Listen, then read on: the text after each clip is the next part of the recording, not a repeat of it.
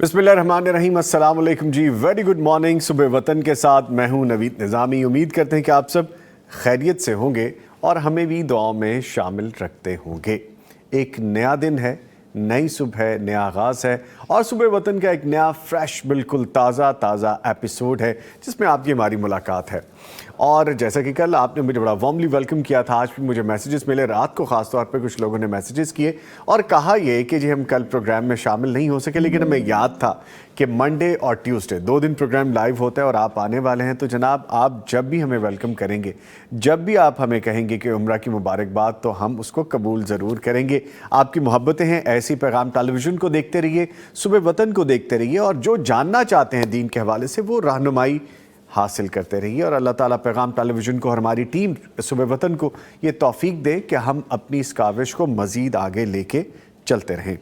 लीजिए, प्रोग्राम का फॉर्मेट आपको बताते हैं। आज है 19 नवंबर 2024, मंगल का दिन है और सुबह 10 बजे हम आपसे लाइव मुलाकात कर रहे हैं। आपको पता है तिलावत कुरान करीम से प्रोग्राम का आगाज़ किया जाता है। आज के सवालात जो होते हैं, करने का काम, आज का वजीफ़ा बताया जाता है और आज की किताब के बारे में भी बताया जाता है। टॉपिक ऑफ द डे होता है जो कि आज है बैतुल खला की ज़रूरत और सेहत व सफाई के मसाइल। इंटरनेशनली रिकग्निशन हासिल है इस दिन को। 19 नवंबर को international day for the toilet, इसकी अवेयरनेस के हवाले से दुनिया भर में कैंपेन की जाती है। अनफॉर्चुनेटली पाकिस्तान में इसके बारे में अवेयरनेस थोड़ी कम है। अब आप कहेंगे कि सुबह वतन के प्रोग्राम में ऐसा टॉपिक क्यों डिस्कस किया जाएगा? जनाब, सुनिएगा ये सेगमेंट जब हम डिस्कस करेंगे और जानिएगा स्टैटिस्टिक्स क्या है, तफसीलात क्या हैं और हम कितना लैग करें। ना सिर्फ पाकिस्तान बल्कि दुनिया भर में इस पे काम करने की ज़रूरत है। ये बुनियादी ज़रूरत है किसी भी इंसान की जो किसी भी नेशन से, किसी भी मज़हब से ताल्लुक़ रखता है, लेकिन उसके लिए ज़रूरी है हाइजीनिकली, जिस तरह हमारा दीन कहता है सफाई निस्फ़ ईमान है, उसके हवाले से भी हमने बात करनी है जो उससे रिलेट करेगा। और आज हेल्थ का सेगमेंट भी है जिसमें सेहत के हवाले से हम बताएंगे, वज़न बढ़ने के हवाले से, वज़न कम करने के हवाले से क्या ग़िज़ाएँ खानी चाहिए। मौसम तब्दील हो रहा है, सर्दी गर्मी की ग़िज़ाओं में थोड़ा फ़र्क होता है, इसके हवाले से भी बताएंगे। आज भी हमारे प्रोग्राम को इश्तराक हासिल है, ताउन हासिल रहता है आप तक पहुँचाने के लिए। सूफी सोप एंड केमिकल इंडस्ट्रीज़ का ताउन हासिल है, दारुसलाम इंटरनेशनल और हसीन हबीब प्राइवेट लिमिटेड के ताउन से सुबह वतन का ये नया फ्रेश एपिसोड आप तक पहुंचाया जा रहा है। आप हमें कॉल करना चाहते हैं, अपने सवालात के बारे में पूछना चाहते हैं तो आप हमें कॉल कीजिए। यूनियन नंबर है 0421117000, यानी 042-111-700 और फिर 000 डायल कीजिए। टीवी की आवाज़ बंद कर दीजिए, अभी नहीं, जब आप डायल करने लगे, ताकि आपका सवाल हम तक पहुंच सके, हमारी आवाज़ आप तक पहुंच सके। एक वक्त में एक सवाल कीजिए, हम लाइव आपको जवाब देंगे। ना सिर्फ हमारे सेगमेंट के बाद, हमारे इस प्रोग्राम के बाद आप 24/7 कॉल कर सकते हैं और मुफ्तियान कराम आपको आपकी उस उलझन का हल ज़रूर बताएंगे। इसके साथ साथ व्हाट्सएप नंबर आप अपनी टेलीविजन स्क्रीन पर भी देखेंगे, 0321565200, यानी 0321565200। इस पे आप अपना ऑडियो मैसेज भेज सकते हैं, इस पे आप रिटन मैसेज भेज सकते हैं जो सवाल की सूरत में होगा। और ये दोनों नंबर जो मैंने आपको बताए हैं, अगर आप पैगाम टेलीविज़न के साथ ताउन करने वालों में शामिल होना चाहते हैं तो इन नंबर्स पे आप राब्ता कर सकते हैं। मौजूद मेहमान स्टूडियोज़ में मौजूद हैं, तारुफ करवाता चलूँ। हमारे साथ मौजूद हैं कारी मोहम्मद इसहाक साहब। कारी साहब, अस्सलाम वालेकुम, कैसे हैं आप? खैरियत से? अच्छा कारी साहब, आज मैं 9:15 बजे ऑफिस पहुंच गया और मैं जब अंदर एंटर हुआ तो मुझसे पहले ही बैठे हुए थे। लगता है काफ़ी जल्दी आ गए थे आप कारी साहब? जी, टाइम की पाबंदी से। टाइम की पाबंदी, बल्कि मुझे लगा टाइम की पाबंदी से भी पहले प्रिकॉशनरी मेजर लिया इन्होंने कि वक्त से पहले पहुंचे। एनीवे, जिनको वेलकम करेंगे। और आपको पता है कि दूसरी शख्सियत जिनको मैं तारुफ करवाया करता हूँ, अब तो आपको भी पता है मैं तारुफ ना भी करवाऊँ क्योंकि वो तारुफ की मोहताज भी नहीं, लेकिन फिर भी जिम्मेदारी है। मुफ्ती मौलाना मोहम्मद अजमल भट्टी साहब, फाजिल मदीना यूनिवर्सिटी, حدیث اور شرعی علوم کے استاد، PhD اسکالر، ہستی مسکراتی شخصیت، اور الحمدللہ he is back on his normal condition. جو تھوڑی پریشانی والے معاملات ہیں صحت کے حوالے سے، اب چہرے کا نور دیکھیے واپس بحال بھی ہوگا. ان کو بھی ویلکم کرتے ہیں. سر السلام علیکم. وعلیکم السلام. کیسے ہیں سر؟ خیریت سے؟ جی اللہ کا شکر. دل اتنا خوش ہو جاتا ہے آپ کو ہنستا مسکراتا دیکھ کے، اور جب تھوڑے سے معاملات ایسے تھے تو بڑی اداسی تھی. آپ کو خوش رکھے. جزاک اللہ. الحق اللہ فینک. جزاک اللہ سر، جزاک اللہ. آپ کو ہنستا مسکراتا رکھے اللہ تعالیٰ. اچھا نعیم صاحب جو کہ ہماری ٹیم کو لیڈ کریں، کائنڈلی میری اوکے اب یہ چل پڑی ہے، پیچھے اس کی آواز نہیں آ رہی تھی. اینی وے ہم آغاز کرتے ہیں جی اپنے پروگرام کا تلاوت قرآن کریم سے. قاری صاحب آغاز کیجئے پلیز. اعوذ باللہ من الشیطان الرجیم.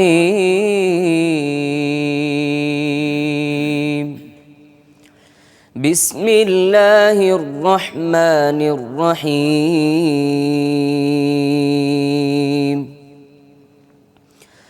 لقد صدق اللہ رسولہ الرؤیا بالحق لتدخلن المسجد الحرام إن شاء الله آمنين محلقين رؤوسكم ومقصرين لا تخافون فعلم ما لم تعلموا فجعل من دون ذلك فتحا قريبا. هو الذي أرسل رسوله بالهدى ودين الحق ليظهره على الدين كله وكفى بالله شهيدا. محمد رسول الله محمد رسول الله والذين معه أشداء على الكفر رحماء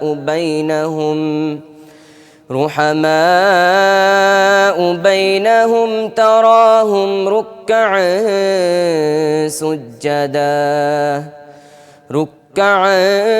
سجدا يبتغون فضلا من الله ورضوانا سيماهم في وجوههم من أثر السجود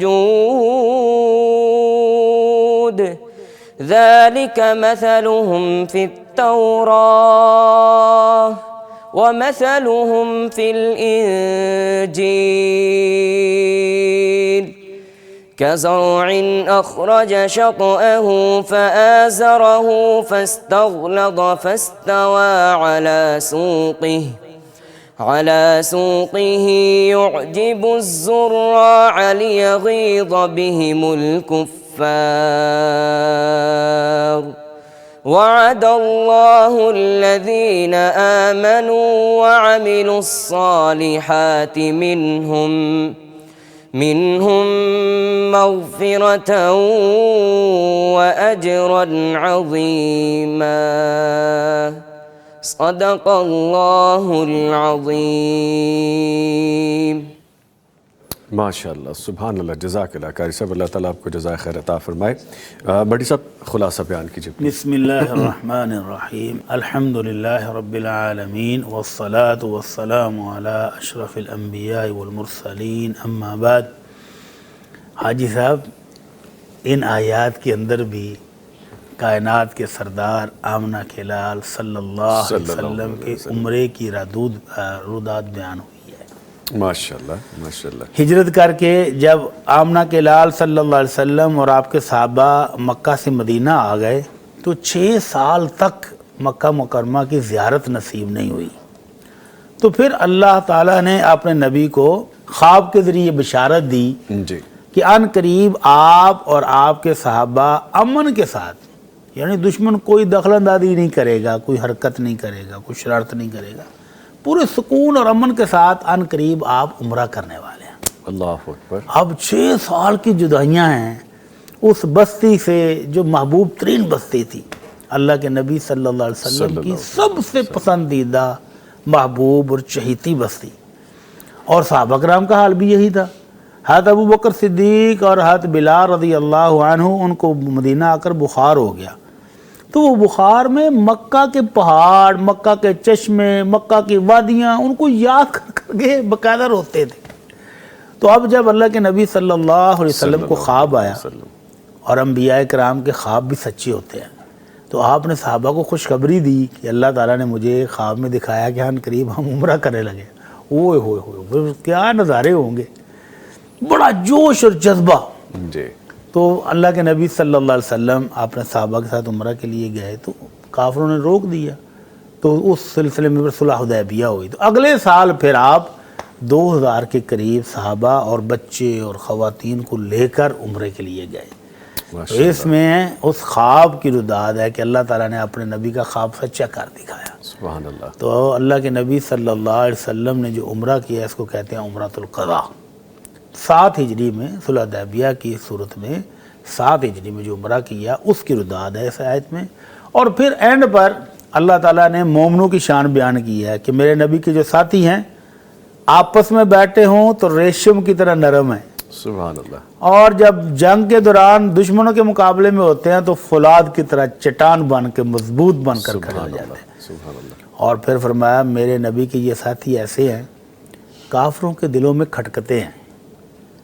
وہ دل امام مالک رحمہ اللہ فرماتے ہیں کہ اس آیت کی بدولت جس دل میں میرے نبی کے صحابہ کا کھٹکا لگ جائے، میرے نبی کی کسی صحابی کا تذکرہ آئے اور اس کو اچھا نہ لگے، تو وہ اس آیت کی روح سے وہ مسلمان ہی نہیں ہے۔ اللہ اکبر۔ تو یہ وہ مسلمان ہیں جو مسلمانوں کے لیے بہت نرم اور نان مسلم کے لیے، دشمنوں کے لیے بہت سخت۔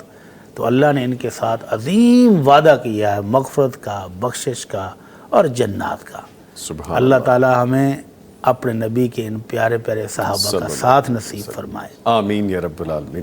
اچھا بڑی صاحب نے جب کہا نا حاجی صاحب، میں سمجھا پتہ نہیں کس سے مخاطب ہے، پھر مجھے یاد آیا کہ میں بھی حاجی ہوں۔ میں بھی حاجی ہوں سر، تھینک یو ویری مچ، بہت شکریہ۔ بلکہ ہوا یہ کہ بڑی صاحب نے اچھا یہ تو مطلب مجھے آج کو یاد کرانا پڑے کرے گا کیونکہ مجھے یقین ہی نہیں آتا کہ میں بھی ایسا ہو سکتا، تو اللہ تعالیٰ کی رحمت ہے، بڑا اللہ تعالیٰ۔ بلکہ ہم وہاں پہ بھی تھے تو سب کہتے تھے حجی حجی تعال حجی، یعنی تو وہ ذہن میں آ رہی تھی ساری باتیں۔ لیکن ایک چیز اور بتاؤں، آج وارڈروب میں بٹی صاحب نے جب میری کیپ دیکھی تو کہا بڑی خوبصورت کیپ پہنی ہے، بڑی تھوڑی ڈیفرنٹ ہے نا جی، ہمارے یہاں پر روٹین میں نہیں پہنی جاتی۔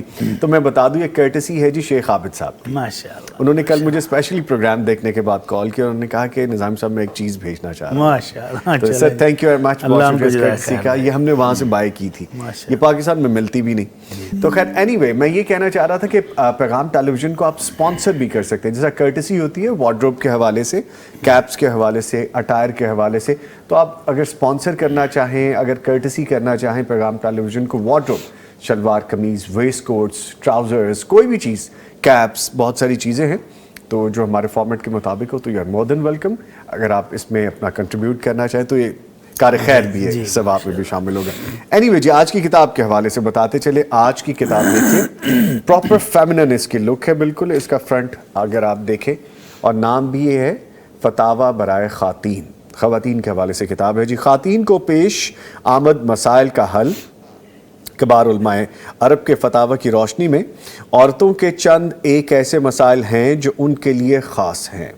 عورتوں کے حقوق ہیں جن سے وہ خود ناآشنا ہیں، بہت سی نیکی کے کام وہ شرعاً کر سکتی ہیں مگر نہیں کرتی، ان پر کچھ شرعی پابندیاں عائد ہیں جن سے وہ بے بہرا ہیں۔ مثلاً عورتوں کے زیور کی زکوٰۃ کیسے ادا کرنی ہے، حج یا عمرے کے دوران انقطاع آ جائے تو عورت کیا کرے، خاندانی منصوبہ بندی اور عورت کی صحت، بے نماز خاوند کے ساتھ رہنا اور اس جیسے سینکڑوں مسائل کا حل عرب علماء کرام اور مفتیان اعظام کی آراء کی روشنی میں پیش کیا گیا۔ اور اگر یہ کتاب آپ حاصل کرنا چاہتے ہیں فتاوی برائے خواتین، تو یہ دارالسلام کے تمام شو رومز پہ دستیاب ہے، آن لائن بھی darussalam.pk سے آپ اس کو حاصل کر سکتے ہیں۔ اس کتاب کے بارے میں آپ کو میں نے آگاہ کر دیا. ویسے بڑی خوبصورت چیزیں ہو سکتی ہے جو کہ ہے بھی کہ اگر اس کے بارے میں نالج ہماری وہ بہنیں لیں, ہماری وہ بچیاں, ہماری مائیں جو کہ شاید دین کو اس طرح سے اسٹڈی نہیں کر پاتی, اور شرعاً کوئی ایسی چیزیں جو ان کے ذہن میں ہوتی ہیں جو نسل در نسل چلتی آ رہی ہیں, لیکن جب دین کا مطالعہ یا دین کی ریسرچ نہیں کریں گے تو وہ بادل چھٹیں گے نہیں, وہ علم ٹھیک نہیں ہوگا. تو اس کی کوشش ہمیں کرتے رہنی چاہیے. پیغام ٹیلی ویژن کا یہ فارمیٹ, صبح وطن کا یہ والا سیگمنٹ جو ہم کتاب کے حوالے سے آپ کو بتاتے ہیں, یہ اسی کی ایک کڑی ہے, یہی ایک کوشش ہے. چلتے بڑی صاحب کی جانب دوبارہ, اور بڑی صاحب سے جانتے ہیں آج کے کرنے کا کام. جی بسم اللہ. جس طرح کے پچھلے دنوں لاہور میں بھی اور دیگر علاقوں میں بھی شدید سموگ تھی, جی ابھی تو 2-3 دن سے ماشاءاللہ موسم بہت کھل گیا ہے, جی تو آگے مزید بھی فوگ آئے گی. سوری تو ابھی تک بارش نہیں ہوئی ہے. نہیں ہوئی. اللہ کی رحمت کی ہمیں امید ہے, لیکن ابھی تک ہوئی نہیں ہے. ارد گرد کاؤنٹیز میں جس طرح اسلام آباد, راولپنڈی, ہلکی پھلکی بارشیں ہوئی ہیں, لیکن ہمارے کھل کے ہاں بارش ہمارے نہیں یہاں ہوئی نہیں ہے. ہوئی ابھی. تو اس کی وجہ سے گلا جام ہو رہا ہے, گلے کی بیماریاں ہیں, بخار ہے, زکام ہے. تو اس صورتحال میں ہمیں کیا کرنا چاہیے؟ نبی رحمت صلی اللہ علیہ وسلم کے پاس بھی صحابہ کرام آئے, اللہ کے نبی بارش نہیں ہو رہی, بارش نہیں ہے تو پانی نہیں ہے, پانی نہیں ہے تو فصلیں نہیں ہیں, فصلیں نہیں ہیں تو اناج نہیں ہے, اناج نہیں ہے تو جئیں گے کیسے؟ تو اللہ کے نبی صلی اللہ علیہ وسلم صحابہ کو لے کر اشراق کے ٹائم پر, جب سورج تھوڑا سا بلند ہوا تو گھروں سے باہر نکلے کھلے میدان میں. آ جاؤ بھائی, سب لوگ آ جاؤ, سادہ کپڑے پہن کے, پرانے کپڑے پہن کے, فقیرانہ حالت میں, کہ اپنے رب کو دکھائیں کہ اللہ ہم تیرے در کے فقیر ہیں. تو آ جائیں باہر چلتے ہیں. تو باہر جا کر آپ نے خطبہ ارشاد فرمایا, پھر اس میں دعا کی, پھر نماز پڑھائی. تو آپ ابھی ادھر ہی تھے کہ بارش اتنی تیز آ گئی کہ صحابہ کی دوڑیں لگ گئی. دوڑیں لگ گئی تو آپ مسکرا پڑے کہ ابھی ابھی بارش مانگ رہے تھے اور اب بارش آئی, بارش ہے تو دوڑ لگ گئی ہے. تو وہاں پر آپ نے جو دعا کی وہ بڑے خوبصورت الفاظ پر مشتمل ہے. اللہ کے رسول صلی اللہ علیہ وسلم نے جب خطبہ ارشاد فرمایا تو فرمایا الحمدللہ رب العالمین الرحمن الرحیم مالک یوم الدین لا الہ الا اللہ یفعل ما یرید. جی کہ میرا اللہ سارے جہانوں کو پالنے والا ہے, تو اللہ ہمیں بھی تمہاری ضرورت ہے, اللہ تیری رحمت کی محتاج ہے. جی تو اللہ کے ہاں سامنے اپنی التجائیں رکھی کہ الرحمن الرحیم, وہ بہت بخشنے والا, بہت رحم کرنے والا, بڑا مہربان ہے. مالک یوم الدین, قیامت کے دن کا مالک ہے, اس کے سوا کوئی معبود برحق نہیں. یفعل ما یرید, اور وہ جو چاہتا ہے وہ کرتا بھی ہے, کر گزرتا ہے. لا الہ الا انت الغنی ونحن الفقراء, اللہ بادشاہ تو ہے, غنی تو ہے, خزانے تیرے ہیں, ہم تو تیرے در کے فقیر ہیں. جی تو اللہ سے التجائیں کرتے ہوئے آپ نے فرمایا انزل علینا الغیث, اللہ ہمیں بارش دے دے, اور جو بارش تو ہمارے لیے نازل کرے ایک عرصے تک ہمارے لیے قوت اور مسافروں کا ایک جگہ سے دوسرا جگہ جانے کا سبب بنا دے, رستے میں پانی ملتا رہے, پیتے رہے, جاتے رہے. تو یہ دعا مانگ کے, یہ التجائیں کر کے اللہ کے نبی صلی اللہ علیہ وسلم نے ہاتھ اٹھائے اور اس وقت تک دعا کرتے رہے جب تک بارش نہیں آ گئی. اللہ. تو پھر بارش ایسی موسلادھار برس دی کہ صحابہ کرام بھاگے کہ اب چھپنے کی جگہ کوئی ملے. تو یہ سنت ہے نبی رحمت صلی اللہ علیہ وسلم کی کہ جب بارش نہ ہو رہی ہو تو گھروں کو چھوڑیں, ایئر کنڈیشن مسجدوں کو چھوڑیں, یا سردیوں کا موسم ہے تو ہیٹر والی مسجدوں کو چھوڑیں, باہر نکلیں, کھلے میدان میں جائیں اور 2 رکعت نماز پڑھیں, صدقہ خیرات کریں, اپنے رب سے دعائیں کریں, تو رب بارش دیتا ہے. آپ حاجی صاحب آئے ہیں وہاں سے عمرہ کر کے, وہاں پر میں نے دیکھا ہے جیسے ہی بارشیں تھوڑا عرصہ نہیں نہ ہوتی تو بادشاہ سلامت کی طرف سے آرڈر آ جاتا ہے کہ تمام مساجد میں فلاں جگہ فلاں دن جو نماز استسقاء پڑھی جائے. جی. اور میں نے بارہا زندگی میں دیکھا ہے جس دن وہ لوگ استسقاء نماز پڑھتے ہیں, اور بعض دفعہ میں نے اپنی آنکھوں سے دیکھا, مسجد نبی میں ہم نماز استسقاء پڑھ کے ابھی مسجد کے سین میں تھے تو موسلادھار بارش, اللہ اکبر, اللہ, اتنی تیز بارش کہ ہم نہاتے ہوئے واپس آئے. اللہ اکبر. تو یہ اللہ کی رحمت ہے, اس کے نبی کی سنت ہے, اس کا طریقہ ہے بارش لینے کا. ٹھیک. تو اس کا ہمیں اہتمام کرنا چاہیے, ملک کی سطح پر اہتمام ہونا چاہیے تاکہ بیماریاں دور ہوں, جی. ڈیزیز ختم ہوں, صحت مند فضا ملے, اور یہ جو سموگ اور فوگ ہے اس سے ہماری جان چھوٹ جائے. تو اللہ تعالی ہم سب کو توفیق دے کہ ہم نماز استسقاء کا اہتمام کریں. آمین, جزاک اللہ. جی, آج کے پروگرام کے پہلے لائیو کالر ان کو شامل کرتے ہیں جی. السلام علیکم. وعلیکم السلام. بلال سعید صاحب پشاور سے کال کریں جی. السلام علیکم. وعلیکم السلام ورحمۃ اللہ جی. جی بلال سعید صاحب شکریہ آپ نے کال کی. فرمائیے کیا سوال ہے آپ کا؟ میرا سوال ہے کہ میں نے اپنے بھتیجے کی میں نے اپنے بیٹے کی منگنی اپنی بھتیجے کے ساتھ کی تھی کو 7 سال پہلے. جی. تو وہ اب میں آ کے میرے بھائی نے مجھے جواب دے دیا کہ یار میں اس ٹائم مطمئن نہیں تھا. تو کیا ایسا کرنا جو ہے وہ وعدہ خلافی کے زمرے میں آتا ہے؟ ٹھیک ہے جی شکریہ آپ نے کال کی. میں ابھی جواب لیتا ہوں. سر فرمائیے گا. 2 بچوں کی منگنی بڑی محبت سے والدین طے کرتے ہیں. تو منگنی کا مطلب ہوتا بھی یہی ہے کہ ایک دوسرے کو سمجھ لیا جائے, دیکھ بھال لیا جائے, اخلاق, عادات, کردار ایک دوسرے کے ساتھ میچ کر لیے جائیں.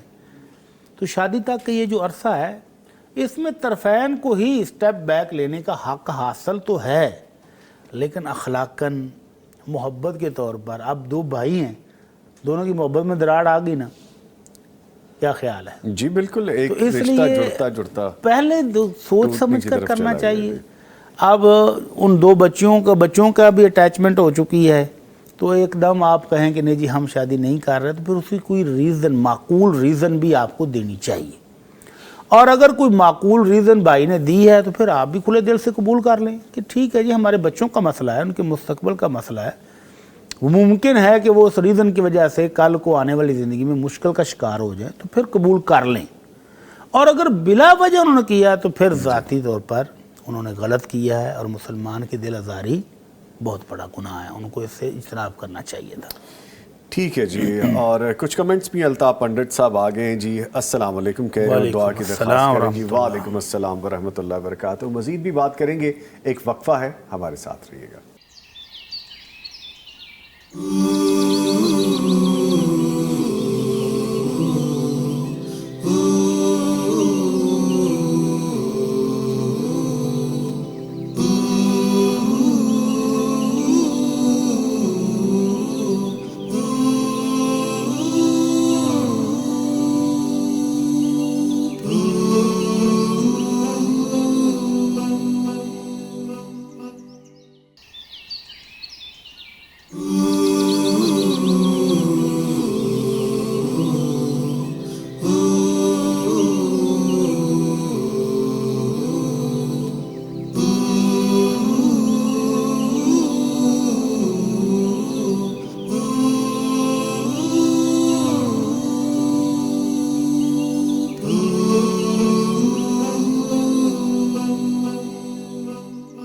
سوال شامل کرتے ہیں بھٹی صاحب. سوال پوچھا گیا ہے کہ درود شریف اللہم صلی علی محمد کافی ہے؟ یہ تو اب آپ کو پتہ ہونا چاہیے کہ آپ نے کتنا پڑھنا اور آپ کو ضرورت کتنی ہے. ضرورت کتنی ہے؟ نبی رحمت صلی اللہ علیہ وسلم کی محبت کا تقاضا تو یہ ہے کہ آپ دروشی مکمل پڑھیں جی, اور تھوڑا پڑھ لیں. 10 دفعہ صبح پڑھ لیں, 10 دفعہ شام پڑھ لیں, کافی ہے. نبی رحمت صلی اللہ علیہ وسلم نے 10 دفعہ صبح پڑھنے اور 10 دفعہ شام پڑھنے والوں کو جنت کی بشارت دی ہے. تو کافی ہے کہ آپ 10 دفعہ پڑھیں اور پورا پڑھیں. اور اگر آپ زیادہ پڑھنے چاہتے ہیں تو پھر اپنی محبت میں اضافہ کریں.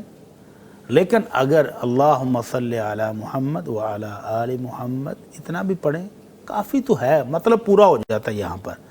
لیکن اگر آمنہ کے لال صلی اللہ علیہ وسلم کی زبان مبارک سے سکھائے ہوئے سارے الفاظ پڑھیں, ان کا تو پھر کیا ہی کہنا ہے. ٹھیک ہے. ٹھیک ہے, آگے بڑھتے ہیں. پوچھا گیا ہے کہ بینک میں گولڈ رکھوا کر وہاں سے پیسے قرض لے کر غریبوں کی مدد کر سکتی ہوں؟ ماشاءاللہ بڑا اچھا جذبہ. ہاں جی. تو وہی گولڈ بیچ کے کیوں نہیں کرتی؟ ہاں جی. گولڈ رکھوا کر بینک سے لیں گے پیسے, جی, اس پر کٹوتیاں کریں گے, سود شامل ہو جائے گا. تو بجائے اس کی کہ اپنے آپ کو آپ غلط رسے پر ڈالیں اور اسمیش میں ڈالیں, آپ اس گولڈ کی زکوٰۃ دیں, وہی اللہ کی راہ میں خرچ کریں. یا اس سونے میں سے جتنا سا آپ کا دل ہے اتنا سا آپ بیچیں اور بیچ کر اللہ کی راہ میں خرچ کر دیں, تو یہ سب سے بہترین ہوگا. تو یہ جو بینک سے پیسے قرض لے کر سود پر خرچ کرنے والی بات ہے, یہ درست نہیں ہے. نہیں ہے. اچھا جی, پوچھا گیا ہے سیر و سیاحت پر جانا فضول خرچی میں تو نہیں آتا جی؟ ہاں جی, اللہ کے نبی صلی اللہ علیہ وسلم نے کہا تھا کہ میری امت کے سیر و سیاحت جہاد فی سبیل اللہ ہے. सैर व सियाहत के लिए जाना है, जिहाद पर जाएं, दुनिया के मनाज़र भी देखें और अल्लाह के दीन के सरबुलंदी के लिए कोशिश भी करें। और आजकल की जो सैर व सियाहत है, अगर आप मौसम को एंजॉय करने के लिए जा रहे हैं और वहाँ पर फंस गए हैं कितने कितने दिन, तो अपने आप को आज़माइश में भी नहीं डालना चाहिए। तो इसलिए सैर व सियाहत अगर माकूल हद तक हो तो फिर तो जायज़ है, लेकिन अगर हाथ से बढ़ जाए तो ये फजूल खर्ची में आएगा और फजूल खर्ची हराम है। ठीक है जी, कॉलर है उनकी जानिब बढ़ते हैं। अस्सलाम वालेकुम। वालेकुम अस्सलाम भाई, क्या हाल है? अरे अल्हम्दुलिल्लाह, मोहम्मद रिजवान बहावल नगर से, मैं ठीक हूँ। आप बताइए क्या सवाल लेके आए हैं आज? भाई मुबारक हो पहले तो आपको। जी खैर मुबारक, बहुत शुक्रिया।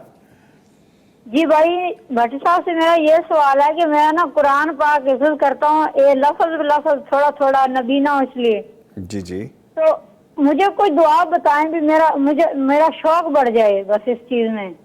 अच्छा, शौक बढ़ जाए आपका? जी वैसे तो शौक है तो आप हिफ्ज़ कर रहे हैं ना? जी जी, बहुत शौक है, लेकिन ना ख्याल बहुत बस इस तरह ना ज्यादा, कभी छुट्टियां हो जाती हैं, कभी बस इस तरह कोई दुआ अच्छा, बता तो दें। मोहम्मद रिजवान आपने कितना हिफ्ज़ कर लिया है?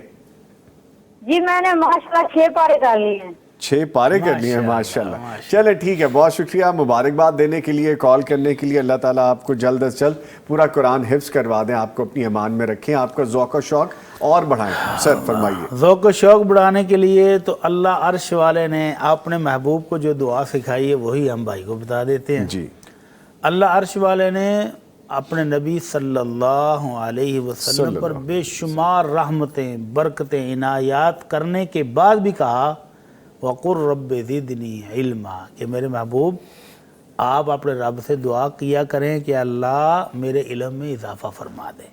तो ये भी रिजवान भाई भी यही दुआ पढ़ा करें, रब्बि ज़िदनी इल्मा। तो कुरान मजीद से बढ़कर कोई इल्म है नहीं, तो उसमें इल्म की दुआ करेंगे, इजाफे की दुआ अल्लाह ने कबूल कर ली तो इंशाल्लाह हिफ़्ज़ हो जाएगा। और रिजवान भाई एक बात याद रखें, ये जो हाफिज़ है ना, जब 6 से 10 पारे के दरमियान होते हैं तो शैतान बहुत भगाने की कोशिश करता है। अच्छा, ये अमूमन आप देखेंगे जो बच्चे हिफ़्ज़ करते हैं ना, अगर 6 से 10 के पारे ऊपर चला जाए ना तो फिर वो मंजिल क्रॉस हो जाती है। और 6 से 5 से 10 या 12 के दरमियान वो बहुत हाफिज़ भगा देता है। जिससे मोहम्मद रिजवान हाँ, अभी कह रहे जी हैं दिल उचाट हो रहा है, हाँ जी जी, दिल नहीं लग रहा है, ख्यालात आ रहे हैं, ख्यालात आ रहे हैं जी। तो ये बेशुमार तादाद है जिन्होंने जो हाफिज़ होंगे 10 पारों के, 5 पारों के, 6 पारों के, वो बाद में क्या हुआ, बाद में भाग गया था। तो ये आपको औज़ बिल्लाहि मिनश शैतानिर रजीम पढ़ के जैसे कि उल्टा सीधा ख्याल आए, औज़ बिल्लाहि मिनश शैतानिर रजीम मिन हमज़िही व नफ़ख़िही व नफ़सिही, इस तरह कर दिया करें बाई जानब, शैतान के वसवसे ख़त्म हो जाएंगे। ठीक है। और आप कुरान मजीद को हिफ़्ज़ करें, अल्लाह की रहमतें और बरकतें आपकी ज़िंदगी में आ जाएंगी इंशाअल्लाह ताला। ठीक है जी। सबा इफ्तिखार लिखती हैं, अस्सलाम वालेकुम निज़ामी भाई और मुफ्ती साहब जी। वालेकुम अस्सलाम। मेरा सवाल है, अगर वज़ू करने के बाद पता चले कि दांत में कुछ खाना रह गया है और उससे हमें टूथपिक से निकाल लें तो नमाज पढ़ सकते हैं या दोबारा वज़ू करना पड़ेगा? नहीं जी, कुछ भी नहीं है। जो इसको जो मुंह के अंदर दांतों में बची हुई खुराक है, अगर आप इसको निगलना चाहें तो निगल भी सकते हैं। अच्छा। और अगर बाहर फेंकना चाहें, पाकीज़ा खुराक है ना भाई, कोई गलत चीज़ तो नहीं अटकी हुई ना। पाकीज़ा खाना जो आपने बेहतरीन फ्रूट खाया है, रोटी खाई है, खाना खाया है, उसमें से कोई ज़र्रा अटक गया जी, तो अगर आप उसको बाहर फेंकना चाहें तो फेंक दें, और अगर निगलना चाहें तो निगल भी सकते हैं। वुज़ू पर इसका कुछ असर नहीं है। ठीक है। आगे पूछा गया है कि मियाँ को सिगरेट पीने से रोकती हूँ, झगड़ा भी हो जाता है, फिर भी सुना है कि बुराई से ना रोकें तो दुआ कबूल नहीं होती, तो क्या करूँ? सवाल ये। अल्लाह अकबर, अल्लाह अकबर। बस मेरी बहन आहिस्ता आहिस्ता प्यार के साथ खामद को मनाने की कोशिश करें कि वो सिगरेट छोड़ दें। अब शादी के बाद आपके पास कोई दूसरा ऑप्शन नहीं है, आप आहिस्ता आहिस्ता प्यार के साथ समझाने की कोशिश करें और अल्लाह आपकी मेहनत को रंग लाएगा इंशाअल्लाह। तो अगर वो आप पहले आपको उनको थोड़ा सा कम करवा दें, सिगरेट नोशी की आदत कम करवा दें, तो फिर वो छोड़ भी देंगे।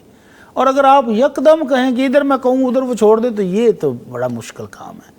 तो आहिस्ता आहिस्ता कोशिश जारी रखें, अल्लाह आपकी कोशिशों में बरकत देगा इंशाअल्लाह। आमीन। अब वैसे बड़ी साहब मैंने देखा है कि हमारे भाई बड़े کہ آس پاس آپ نے بھی دیکھا ہوگا، بلکہ مسجد کے باہر کھڑے ہو کے سگریٹ پی رہے ہیں، بس میں 2 یہ ختم کر کے میں آ رہا ہوں، اور وہ اندر مسجد میں آ جاتے ہیں. یہ کیا ہے؟ اللہ المستعان. حالانکہ اللہ کے نبی صلی اللہ علیہ وسلم نے بدبودار منہ لے کر مسجد میں آنے سے روکا ہے. پاکیزہ ہے لہسن، پاکیزہ ہے پیاز، اس کی ایک سمیل ہے کچا اگر کھایا جائے. جی. تو اللہ کے نبی صلی اللہ علیہ وسلم نے سختی سے منع کیا، من آکل الثوم والبصل فلا یقربن مصلانا. جی. آپ نے فرمایا جس نے یہ لہسن اور پیاز کچا کھایا ہو تو وہ ہماری مسجد کے قریب بھی نہ آئے. تو یہ سگریٹ تو بدبودار ہے، نہایت کری اس کی بدبو ہے. بلکہ ابھی کل پرسوں کی بات ہے کہ میں گلی سے گزر رہا تھا تو ایک سمیل آئی. میں نے بیٹے سے کہا یار یہ جاتے ہوئے سمیل آئی تھی آتے ہوئے. کہتا بابا آج میں نے جس کے ساتھ نماز پڑھی اس کے منہ سے بھی سگریٹ کی بو آ رہی تھی، اتنی بو، اتنا برا لگ رہا تھا. تو یہ ناگوار گزرتی ہے انسانوں کو بھی اور اللہ کے فرشتوں کے لیے بھی. ٹھیک. تو اس لیے یہ سگریٹ چھوڑ دینی چاہیے جو آپ کی عبادت میں بھی رکاوٹ بنتی ہے. ٹھیک ہے. کالر ہے ان کی جانب بڑھتے ہیں. السلام علیکم. وعلیکم السلام. اسما اعجاز لاہور سے. شکریہ بہن آپ نے کال کی. فرمائیے کیا پوچھیں گی آپ؟ میں مفتی صاحب سے یہ پوچھنا چاہ رہی تھی، ہم یہ جس جگہ پہ نئے گھر ہم نے بنایا ہے، ہمیں تقریباً 8-9 سال ہو گئے اس جگہ پہ رہتے ہوئے. تو نا ہم جب سے اس گھر میں آئے ہمارے حالات بہت خراب ہیں، ایک کے بعد ایک پریشانی. میرے ہسبینڈ کی ڈیتھ ہو گئی، میرا بیٹا شدید بیمار ہو گیا، دوسرا بیٹا جل گیا، اور میں خود بہت سیریس حالت میں. ہمارے آئے دن کوئی نہ کوئی نقصان ہے، مطلب ایک کے بعد ایک پریشانی، ایک کے بعد ایک پریشانی آ رہی ہے. تو میں مجھے ساتھ یہ پوچھنا چاہتی ہوں، مجھے کافی لوگ کہہ رہے ہیں کہ آپ لوگوں کو یہ جگہ راس نہیں آئی تو آپ لوگ یہ جگہ بدلیں. تو میں اس بارے میں پوچھنا، اس بارے میں کیا حقیقت ہے کہ آیا واقعی یہ جگہ ہمیں راس نہیں آئی اس وجہ سے ہے، یا ہم جگہ بدلیں گے تو ٹھیک ہو جائیں گے معاملات، یا پھر یہ قدرت کی طرف سے ہے اور ہمیں کیا کرنا چاہیے؟ اللہ تعالیٰ آسانیاں کرے میری بہن آپ کے لیے. میں یقیناً آپ کی اس بات کو سمجھ سکتا ہوں جس پین میں آپ. میں بھی گزارش کرتا ہوں بھٹی صاحب سے، شکریہ آپ نے کال کی، میں جواب لیتا ہوں. سر فرمائیے اس بارے میں. یہ ہمارا عمومی رویہ ہے کسی بھائی کو تسلی دینے کا، اس کی ڈارس بتانے کا، کہ پہلے جا کر اس کو مزید مایوس کرتے ہیں. جی. کہ آپ کو یہ جگہ راس نہیں آئی. بھائی اتنی مشکل سے ان بیچاروں نے مکان بنایا ہوگا، زندگی بھر کی جمع پونجی لگا کے تو ایک مکان بنایا ہے. اب تو وہ کہہ رہے ہیں ہسبینڈ بھی فوت ہو گئے ہیں، تو اب وہ کہاں جائیں؟ تو سب سے پہلے جا کر ان کے ذہن میں یہ بٹھانا کہ یہ جگہ ہی درست نہیں ہے. جی. یہ بہت بڑا ظلم ہے. نبی رحمت صلی اللہ علیہ وسلم فرماتے ہیں کہ لا شؤمہ، کوئی چیز کوئی جگہ منحوس نہیں ہوتی. یہ ذہن سے نکال دیں کہ اس جگہ کی وجہ سے کچھ ہوا ہے. تو یہ باقی ہوا کیوں ہے؟ تو اللہ کی طرف سے آزمائش ہے. اللہ نے تو -1 کا کوئی کنسیپٹ ہی نہیں رکھا. فرمایا وَلَنَبْلُوَنَّكُمْ بِشَيْءٍ مِّنَ الْخَوْفِ وَالْجُوعِ وَنَقْصٍ مِّنَ الْأَمْوَالِ وَالْأَنفُسِ وَالثَّمَرَاتِ وَبَشِّرِ الصَّابِرِينَ. اللہ نے کہا ہم نے ہر بندے کا امتحان لینا ہے. کبھی بچے دے کر واپس لے لیں گے، کبھی پھل پکے ہوئے کھانے نہیں نصیب ہوں گے، کبھی بھوک آئے گی، کبھی خوف آئے گا. تو یہ ساری چیزیں ہر مومن کی زندگی میں کسی نہ کسی صورت میں موجود ہیں، تو آتی ہیں، ہر بندے کی زندگی میں آتی ہیں. تو اس لیے میری بہن پریشان نہ ہوں اور اس گھر میں رہیں، خوش اخلاقی سے رہیں، خوش طریقے سے رہیں. اس میں تلاوت لگائیں، خود تلاوت کریں، نمازوں کی پابندی کریں، اللہ کی رحمتیں آئیں گی. اور یہ گھر آپ کے لیے بیچ کر کوئی دوسرا گھر لینا ممکن نہیں ہوگا. اب آپ کے سر پر خامد بھی نہیں ہے، تو اس لیے آپ یہ ذہن سے نکال دیں کہ یہ گھر کی وجہ سے ہو رہا ہے. لیکن اگر آپ کا ذہن پکا بن چکا ہے کہ یہ سارا کچھ ہو رہا ہے تو یہ گھر کی وجہ سے ہی ہو رہا ہے، تو پھر اس کو بدل لینے میں بھی کوئی حرج نہیں ہے. نبی کریم صلی اللہ علیہ وسلم کے پاس کچھ لوگ آئے، کہنے کہ اللہ کے نبی ہم فلاں جگہ رہتے تھے، ہمارے گھر میں بڑی برکت تھی، ہمارے گھر کے افراد بہت تھے، مال و مویشی بہت تھا، پھر ہم فلاں جگہ پر منتقل ہو گئے ہیں، جب سے اس گھر میں آئے ہیں مویشی ختم ہو گئے ہیں، گھر کے افراد مر رہے ہیں. تو آپ نے فرمایا ذروہا ذمیمہ، اگر اسی طرح اس کی حالت ہے تو پھر چھوڑ دو، کیوں نہیں دیتے، چھوڑ دو اس کو، گھر بدل لو. تو اس لیے یہ عقیدے کی اصلاح کے لیے ضروری ہے کہ کوئی جگہ کوئی چیز منحوس نہیں ہے. لیکن اگر آپ کے ذہن میں یہ شیطان نے ٹیکہ لگا دیا ہوا ہے کہ یہ گھر کی وجہ سے ہو رہا ہے تو پھر بدل لینے میں بھی کوئی حرج نہیں۔ بڑی صاحب سب سے پہلی بات جو آپ نے کی نا عقیدے کی درستگی کے لیے یہ ضروری ہے، یہ بات سب سے اہم ہے۔ میں اپنا ایکسپیرینس شیئر کرتا ہوں۔ ہم نے جہاں پہ نیا گھر خریدا ماشاءاللہ بڑا اچھا اور بڑے شوق سے، جیسے نیا گھر بندہ بڑی مشکل سے خریدتا ہے، خریدنے کے کچھ سالوں کے بعد چھوٹے بھائی کی ہم نے ایک جگہ انگیجمنٹ کر دی، اور انگیجمنٹ کے دوران ہمارے گھر کے پیچھے ایک گوڈاؤن تھا ربڑ کا، وہاں پہ آگ لگ گئی۔ جب آگ لگی تو اس آگ نے میرے گھر کو بھی بہت شدید نقصان پہنچایا، کلرز کو، جو اکوپمنٹ الیکٹرانک لگے ہوئے تھے ان کو بہت سارا نقصان ہوا۔ تو لوگوں نے آگے کہنا شروع کر دیا کہ آپ نے جو نئی جگہ رشتہ باندھا ہے نا بھائی کا، ہاں وہ غلط۔ میں نے کہا خدا کے بندو، اس بیچاری بچی کا کیا قصور ہے؟ اور خیر ایسی بہت سی باتیں ہوئی، میری والدہ نے مجھ سے بہت زیادہ اس بارے پہ ڈیبیٹ بھی کی، لیکن میں نے کہا عقیدے کی درستگی کے حوالے سے آج الحمدللہ شادی بھی وہاں پہ میرے بھائی کی، دو پیارے خوبصورت بیٹا بیٹی بھی ہیں، بہترین لائف چل رہی ہے، اور ہم اس گھر میں رہ بھی رہے ہیں۔ اس لیے میری بہن آپ بھی اپنے عقیدے کو مضبوط بنائیں، مضبوط کریں، اور اللہ تعالیٰ سے رحمت کی امید رکھیں اور دعا کریں۔ ماشاءاللہ، ٹھیک ہے۔ کالر ہیں جو ان کی جانب بڑھتے ہیں۔ السلام علیکم۔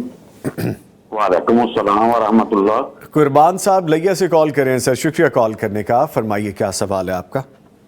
جی سوال وہ بسم اللہ اور بسم اللہ الرحمن الرحیم، جی یہ بسم اللہ بھی استعمال ہو سکتا ہے، کہاں پہ ہو سکتا ہے؟ اور بسم اللہ الرحمن الرحیم وہ کہاں پہ استعمال ہو سکتا ہے، یا صرف بسم اللہ الرحمن الرحیم ہی استعمال کرنا ہے؟ ٹھیک ہے جی، شکریہ آپ نے کال کی، میں جواب لیتا ہوں۔ سر فرمائیے اس بارے میں۔ نبی کریم صلی اللہ علیہ وسلم نے مختلف مواقع پر بسم اللہ ہی پڑھا ہے۔ جی مثال کے طور پر آپ واش روم جانے لگے ہیں تو بسم اللہ اللہم انی اعوذ بک من الخبث والخبائث۔ میاں بیوی مخصوص حالات میں ملنے لگے ہیں تو وہاں پر بھی بسم اللہ اللہم جنبنا الشیطان۔ تو یہ کچھ مقام جہاں پر اللہ کے نبی نے صرف بسم اللہ پڑھا ہے وہاں پر بسم اللہ پڑھے۔ کھانا کھانے سے پہلے بھی آپ نے صرف بسم اللہ کہا ہے۔ جی تو قرآن مجید کی تلاوت کرتے وقت جب سورت کی ابتدا ہوگی تو پھر وہاں پر بسم اللہ الرحمن الرحیم۔ تو یہ آپ ہر مواقع کے حساب سے ہے کہ جس موقع پر آپ نے بسم اللہ کہا ہے وہاں پر بسم اللہ ہی کہیں گے، اور جہاں پر بسم اللہ الرحمن الرحیم ہے وہاں پر پورا پڑھیں گے۔ ٹھیک ہے۔ اچھا بڑی صاحب مجھے بریک پہ جانا ہے، لیکن ایک یہاں پہ ایجوکیٹ کرنے کا موقع بڑا زبردست آ گیا۔ میاں بیوی کا جب پرسنل جو بھی لمحات ہوتے ہیں اس میں بسم اللہ کے حوالے سے لوگوں میں یہ شاید کانسیپٹ ہے، یا بہت سارے لوگوں کو میں نے یہ سنا ہے کہتے ہوئے کہ اس حالت میں یا اس معاملے میں بھی بسم اللہ کہنی چاہیے۔ اس مت کو توڑیں، نکلے اس چیز سے باہر اور دین کی رہنمائی لیں۔ یہ نیکی کا کام ہے، یہ خیر کا کام ہے۔ اللہ کے نبی صلی اللہ علیہ وسلم نے صحابہ کرام سے کہا کہ اگر میاں بیوی آپس میں ملاقات کرتے ہیں مخصوص حالات میں تو خاوند کے لیے یہ بھی صدقہ لکھا جاتا ہے۔ تو صحابہ بھی حیران ہوئے، اللہ کے نبی یہ بھی نیکی ہے؟ اللہ اکبر۔ تو آپ نے فرمایا اگر وہ یہی خواہش کسی گناہگار طریقے سے پورا کرے تو گناہ ہوگا۔ جی جی، بدکاری کی صورت میں، زنا کی صورت میں جو عورت اس کا حق نہیں ہے اس کے ساتھ کرے تو پھر گناہ ہوگا؟ کہاں یہ ہوگا۔ تو فرمایا اگر یہی خواہش اپنی فطری اپنی بیوی سے پوری کرے گا تو پھر نیکی بھی ملے گی۔ تو یہ عبادت ہے بھائی، عبادت سمجھ کر کریں گے، سنت طریقے کے مطابق کریں گے تو عبادت کہلائے گا۔ اور سنت طریقہ اور ادب یہ ہے کہ آپ بسم اللہ پڑھیں، بسم اللہ اللہم جنبنا الشیطان وجنب الشیطان ما رزقتنا۔ معنی کیا ہے کہ اللہ تیری توفیق سے یہ عمل شروع کرنے لگے ہیں، اللہ ہمیں شیطان سے محفوظ کر لیں۔ اور جو اس ملاقات کی صورت میں اللہ تو رزق میں بیٹا یا بیٹی دے اس کو بھی شیطان سے محفوظ کر لے۔ تو اللہ کے نبی صلی اللہ علیہ وسلم کے ارشاد گرامی اگر اس ملاقات کے بعد بچہ یا بچی کا پریگننسی ہو جاتی ہے تو اللہ اس بچے کو بھی شیطان سے محفوظ کر لیتا ہے، سبحان اللہ، زندگی بھر وہ شیطان کے عملوں سے بچ جاتا ہے۔ تو یہ بہت بڑی عظیم دعا ہے اور عبادت ہے، اس کو کرنا چاہیے۔ نہ صرف مرد بلکہ عورت بھی یہی دعا کر سکتی ہے، دونوں کے لیے۔ اور اس چیز سے باہر آئیے کہ یہ کانسیپٹ چونکہ ہمارا فوری ذہن جاتا ہے کہ شاید پاکی ناپاکی والا معاملہ ہے، لیکن میاں بیوی کا یہ رشتہ اللہ تعالیٰ کی طرف سے بنایا ہوا بڑا پاکیزہ رشتہ ہے اور یہ عمل بھی پاکیزہ ہے، تو اس کے لیے دعا باقاعدہ کرنی چاہیے۔ اینی یہ بات جب آ گئی سر راہ گفتگو کے دوران تو پھر ہمیں اس کو کمپلیٹ کرنا ضروری تھا۔ کل ہی میں نے یوسف سراج صاحب کی ایک پوسٹ پڑھی تھی جس میں باقاعدہ اس کی انہوں نے ڈیٹیل بھی لکھی تھی so that was the point कि इस चीज़ को मज़ीद एलैबोरेट कर सके. एनीवे बहुत शुक्रिया जी. मैं अपने मौजूद मेहमानों का शुक्रिया अदा करूँगा. हमारे साथ मौजूद रहे कारी मोहम्मद इसाक साहब. कारी साहब आपके आने का बहुत शुक्रिया, थैंक यू वेरी मच. मौजूद रहे मुफ्ती मौलाना मोहम्मद अजमल भट्टी साहब. बड़ी साहब हंसते मुस्कुराते रहिए, अल्लाह ताला आपको बरकत दे. चहकते रहिए. अल्लाह ताला आपको बरकत दे. जज़ाकल्लाह आमीन. आपके भी आने का सर बहुत शुक्रिया, थैंक यू वेरी मच. ले जी यहाँ पे एक वक्फा है और वक्फे पे जाने से पहले ज़हन में रखिएगा हमारा आज का जो टॉपिक है बैतुल खला की ज़रूरत और सेहत और सफाई के मसाइल. इसको लाजमी सुनिएगा, बहुत सारी चीज़ें इसमें भी एजुकेट हो सकेंगी आपको. मिलते एक छोटे से वक्फे के बाद हमारे साथ रहिएगा.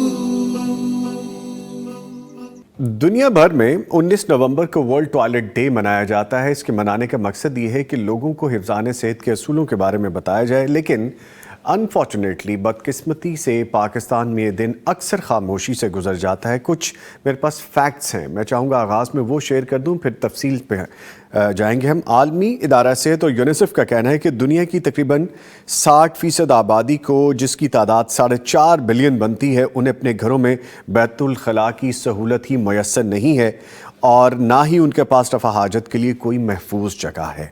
इन इदारों का ये भी कहना है कि दुनिया के 862 मिलियन अफराद अब भी रफ़ा हाजत खुली फ़िज़ा में पूरी करने पर मजबूर हैं, जबकि सिर्फ 39% लोगों के पास महफूज बैतुल खला दस्तयाब हैं. ये तादाद दुनिया की कुल आबादी का सिर्फ 2.9% बनती है. महफूज बैतुल खला की सहूलत अब हम पहुँचाने के सबब दुनिया में ना पहुँचाने के सबब दुनिया में हर साल 8,42,000 अफराद मौत का शिकार जो हो जाते हैं उनको बचाया जा सकता है. और दूसरी जानिब इंटरनेशनल लेबर ऑर्गेनाइजेशन जो ILO है, उनका कहना है कि हिफ्ज़ान सेहत के असूलों की खिलाफ वर्जी के सबब हर साल 4 लाख मजदूर दम तोड़ जाते हैं. एड ऑन दिस कि हम अगर अपने देहात का जिक्र करें, देही इलाकों का जिक्र करें, तो वहाँ पे भी मर्द हो, ख़वातीन हो, बच्चे हो, बुजुर्ग हो, उनको खेतों में जाना पड़ता है. ख़वातीन के लिए ख़ास तौर पर प्रॉब्लम यह है कि उनको अंधेरा होने का इंतज़ार करना पड़ता है, रात के अंधेरे में जाना पड़ता है, जिसमें दिन भर जो भी उन्होंने अपने अंदर चीज़ें रोकी होती हैं वो उनकी सेहत के लिए कितनी टॉक्सिक होती हैं कि वो जल्द अमवात की तरफ चली जाती हैं, मोहलिक बीमारियों में मुब्तला हो जाती हैं और साथ साथ जिनसी तशद्दुद का शिकार भी हो जाती हैं. खैर, इस टॉपिक को डिस्कस करने के लिए वक्त ज़्यादा चाहिए. कोशिश करेंगे कि हम अपने इन चंद मिनटों में इसको हम कंपाइल कर सकें. हमारे साथ 2 बड़े मौजूद मेहमान हमें ज्वाइन कर चुके हैं. डॉक्टर माजिद खान साहब हैं, स्टूडियोज़ में जनरल फिजिशियन हैं, इनको खुशामदीद कहेंगे. डॉक्टर साहब अस्सलाम वालेकुम. कैसे हैं आप? अल्हम्दुलिल्लाह, आप बताएं कैसे? अल्हम्दुलिल्लाह, thank you very much. In the morning आना ज़रा मुश्किल होता है. आपका शुक्रिया जी, जज़ाकल्लाह. Player having you. और इनके साथ मौजूद है हमारे साथ ऑनलाइन डॉक्टर अतीकुर रहमान साहब, फाजिल मदीना यूनिवर्सिटी हैं, इनको भी खुशामदीद कहेंगे अपने शो में. डॉक्टर अतीकुर रहमान साहब अस्सलाम वालेकुम. वालेकुम सलाम व रहमतुल्लाहि व बरकातुहू. सर, आपका भी शुक्रिया हमें ज्वाइन करने के लिए. वक्त आपका दरकार होगा. अब आप चूँकि ऑनलाइन मौजूद हैं हमारे साथ और डॉक्टर साहब हमारे साथ एक स्टूडियोज़ में भी मौजूद हैं, तो मैं गाहे बगाहे आप दोनों को अपने प्रोग्राम में शामिल करता रहूँगा और गुफ्तगू हम आगे लेके बढ़ेंगे. हमारे साथ चूँकि डॉक्टर माजिद खान साहब स्टूडियोज़ में मौजूद हैं, आगाज़ करते हैं इनसे बात का. डॉक्टर साहब, ये बताइएगा मुझे कि जो हिफ्ज़ान सेहत और जो साफ़ सेहत के हवाले से जो हम बात करें के मुताबिक बैतुल खला की दस्तयाबी इंसानी सेहत के लिए कितनी ज़रूरी है. जैसे हम पब्लिक प्लेसेस का जिक्र करते हैं, होटल्स का जिक्र करते हैं, ऐसी जगहों का जिक्र करते हैं जहाँ पे लोगों की आमदरफ्त बहुत ज़्यादा, सफाई नहीं है, सेहत कंप्रोमाइज़ हो जाती है. प्लीज़. देखिए जी, आपने जैसे पहले ही फैक्ट्स एंड फिगर्स बताए हैं कुछ कि बैतुल खला के نہ ہونے کی وجہ سے کتنے نقصانات ہو رہے ہیں, کتنی اموات ہو رہی ہیں. بالکل ایسا ہی ہے, بیت الخلاء جو ہے نا اس کا ہونا بہت ہی ضروری ہے. کیونکہ ملٹیپل اس کے ریزنز ہیں.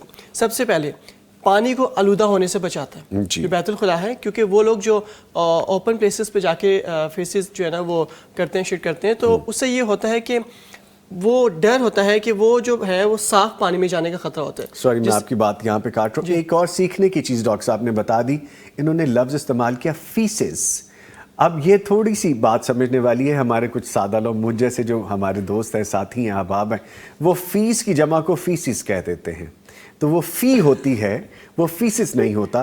فیسز کا مطلب پارٹیکلز آف دیٹ شٹ, کہ جو انسان یا جو بھی جانور پاس آؤٹ کرتا ہے, that called phases. Please carry on. ایک تو پانی آلودہ ہو جاتا ہے, ٹھیک ہے, اس سے اگر بیت الخلاء ہوگا تو اس سے بچا جائے گا.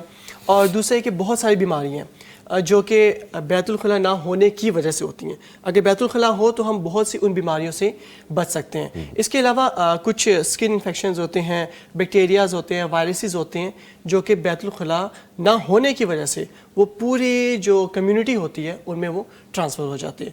تو اس لحاظ سے دیکھا جائے تو بیت الخلاء بہت زیادہ امپورٹنٹ ہے, اور اس میں بہت ہی ایک امپورٹنٹ عنصر آ جاتا ہے, وہ پردے کا بھی ہے. ظاہر سی بات ہے کہ ایک پردہ بھی وہ آپ کو میسر کرتا ہے. اگر وہ نہیں ہوگا تو بے پردگی, جیسے آپ نے بتایا کہ ریپ بہت زیادہ ہوتے ہیں اس ریزن کی وجہ سے. اس ریزن کی وجہ سے. یہ تو ابھی ایک ایسپیکٹ ہے جو ڈاکٹر صاحب نے ابھی بتایا. بہت ساری چیزیں بھی ان سے ہم جانیں گے کہ صحت کے اصولوں پہ کس طرح سے کمپرومائز ہو جاتا ہے اگر بیت الخلاء نہ ہو, اور اگر ہو تو صاف نہ ہو. اس پہ مزید بات کریں گے. ہمارے ساتھ چونکہ عالم دین بھی موجود ہیں, ڈاکٹر عتیق الرحمان صاحب. ڈاکٹر صاحب, اسلام میں صفائی کو نصف ایمان کہا گیا ہے, اور اس حوالے سے قرآن و حدیث کی روشنی میں ہمیں مزید وضاحت اس وقت بگننگ میں, آغاز میں درکار ہوگی. فرمائیے گا اس بارے میں. بسم اللہ والصلاة والسلام علی رسول اللہ وعلی آلہ وصحبہ ومن والاه. معزز ناظرین, بڑا ہی امپورٹنٹ سوال ہے کہ شریعت میں صفائی ستھرائی اور پاکیزگی کی کیا اہمیت ہے. جی, قرآن و حدیث ہمیں دونوں جگہ پہ جو ہے وہ مستقل طور پر پاکیزگی اور صفائی اور ستھرائی کا جو ہے وہ حکم دیتا ہے. جی, قرآن مجید میں اللہ تبارک و تعالیٰ نے نبی کریم صلی اللہ علیہ وسلم کو ارشاد فرمایا, وَثِيَابَكَ فَطَهِّرْ, اے پیارے حبیب علیہ الصلوۃ والسلام, آپ اپنے کپڑوں کو پاک اور صاف رکھیے. اور دوسری جگہ پہ کہا فِيهِ رِجَالٌ يُحِبُّونَ أَن يَتَطَهَّرُوا, وہاں پہ کچھ ایسے لوگ ہیں جو پاکیزگی کو پسند کرتے ہیں. اور پھر آخر آیت میں کہا وَاللَّهُ يُحِبُّ الْمُطَّهِّرِينَ, متطہرین, اللہ تبارک و تعالیٰ جو ہے پاکیزگی صفائی ستھرائی کرنے والوں کو پسند فرماتے ہیں. تو صفائی کو اللہ کریم جو ہے وہ بہت زیادہ پسند کرتے ہیں, کیونکہ اللہ تعالیٰ خود بھی پاک اور صاف ہے. ان اللہ طیب, اللہ تعالیٰ خود بھی پاک اور صاف ہے اور پاکیزہ ہے اور عمدہ ہے.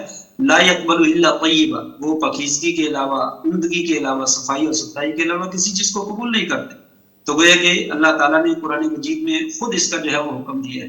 اور نبی کریم صلی اللہ علیہ وسلم نے, جیسا کہ آپ نے ذکر کیا کہ صفائی کو نصف ایمان کہا گیا, حدیث میں آتا ہے الطہور شطر الایمان, پاکیزگی نصف ایمان. نصف ایمان اس کے کئی معنی جو ہے وہ بیان کیے گئے ہیں. ایک تو نصف ایمان اس اعتبار سے ہے کہ دل جو ہے وہ باطنی چیز ہے اور جسم جو ہے وہ ظاہری چیز ہے. دل کی شرکیات سے, بغض سے, حسد سے, نفرت سے, کینے سے پاک اور صاف کر لیا جائے تو دل جو ہے وہ پاک اور صاف ہو جاتا ہے. اور جسم کی صفائی اور ستھرائی کے لیے جو ہے وہ انسان کو وضو, تیمم, غسل اور کپڑے کو پاک صاف رکھنا اور جگہ کو پاک صاف رکھنا, یہ جو ہے وہ ظاہری صفائی ہے. اس اعتبار سے اس کی دو قسمیں کر دی گئی, دل کی صفائی اور جسم کی صفائی. اس اعتبار سے اس کو نصف ایمان جو ہے وہ کہا گیا. یہ بعض علماء نے یہ بھی کہا کہ ایمان سے مراد نماز ہے. ان اللہ تعالیٰ جو ہے وہ آپ کی ایمان کو ضائع نہیں کرتے, اس سے مراد ایمان سے مراد نماز ہے. تو باقی طہارت جو ہے وہ نصف ہو جائے گی, یعنی وضو جو ہے وہ اس کا نصف ہے, تو لہذا طہارت اور صفائی کو جو ہے وہ نصف قرار دیا گیا. اور بعض علماء نے یہ بھی کہا کہ آپ پاکیزگی اور طہارت جب حاصل کرتے ہیں تو اس کا اجر بہت زیادہ ہے. جب آپ اس کی بہت اعلیٰ درجے کی کوالٹی کی صفائی حاصل کر لیتے ہیں تو یہ نصف ایمان کے برابر اس کا درجہ جو ہے ہو جاتا ہے. تو شریعت نے تو بڑی زبردست جو ہے وہ ترغیب دلائی ہے کہ انسان کو پاک اور صاف اور ستھرا رہنا چاہیے, کیونکہ اللہ تعالیٰ جو ہے وہ پاکیزگی کو, صفائی اور ستھرائی کو جو ہے وہ پسند فرماتے ہیں. ٹھیک ہے. ٹھیک ہے, میں ڈاکٹر ماجد صاحب ہمارے ساتھ اسٹوڈیوز میں موجود ہیں, ان کو دوبارہ گفتگو میں شامل کروں. ڈاکٹر صاحب, اگر ٹوائلٹ بیت الخلاء جس کا ہم ذکر کر رہے ہیں کہ اس کی صفائی کا خیال نہ رکھا جائے, صاف ستھرا نہ ہو, تو اس کے صحت پہ کیا نیگیٹو ایسپیکٹس ہو سکتے ہیں, مضر اثرات کیا ہو سکتے ہیں اس کے؟ اچھا, جیسے کہ پہلے ہم نے بتایا کہ اس سے بیماریاں پھیلتی ہیں. آپ کو بیماریاں بتاتا ہوں, اگر اس کی صفائی کا خیال نہ رکھا جائے پراپر.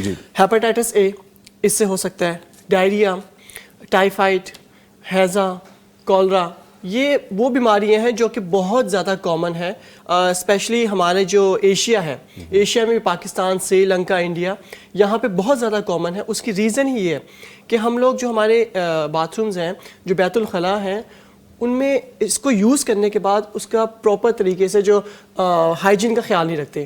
اس کے ساتھ ساتھ جو ہے نا اسکن انفیکشنز بہت سارے بیت الخلاء سے ہو سکتے ہیں, اور اس کے علاوہ سانس کی کچھ بیماریاں ہیں جو کہ بیت الخلاء سے ہو سکتی ہیں اگر آپ صفائی کا خیال نہ رکھیں. ٹھیک ہے, اچھا یہ چیز آپ نے بڑی اچھی مجھے یہاں پہ دے دی, بیت الخلاء یعنی ٹوائلٹ کا غیر مناسب استعمال, وہ کس طرح سے؟ اب کچھ لوگ سوچیں گے غیر مناسب استعمال, وہ اس طرح سے کہ کچھ لوگوں کو میں نے دیکھا ہے کہ واش روم میں, یا واش روم تو نہیں ہے, ٹوائلٹ میں بیٹھ کے سگریٹ پی رہے ہوتے ہیں. کچھ لوگوں کو میں نے دیکھا کہ بہت دیر بیٹھے رہتے ہیں اور اندر کوئی بک پکڑ لی, کوئی نیوز پیپر پکڑ لیا. یہ کتنا نقصان دہ ہو سکتا ہے, یہ بھی بتائیے گا. اچھا, اس کے ساتھ ساتھ سوری, ایک بڑی امپورٹنٹ چیز موبائل.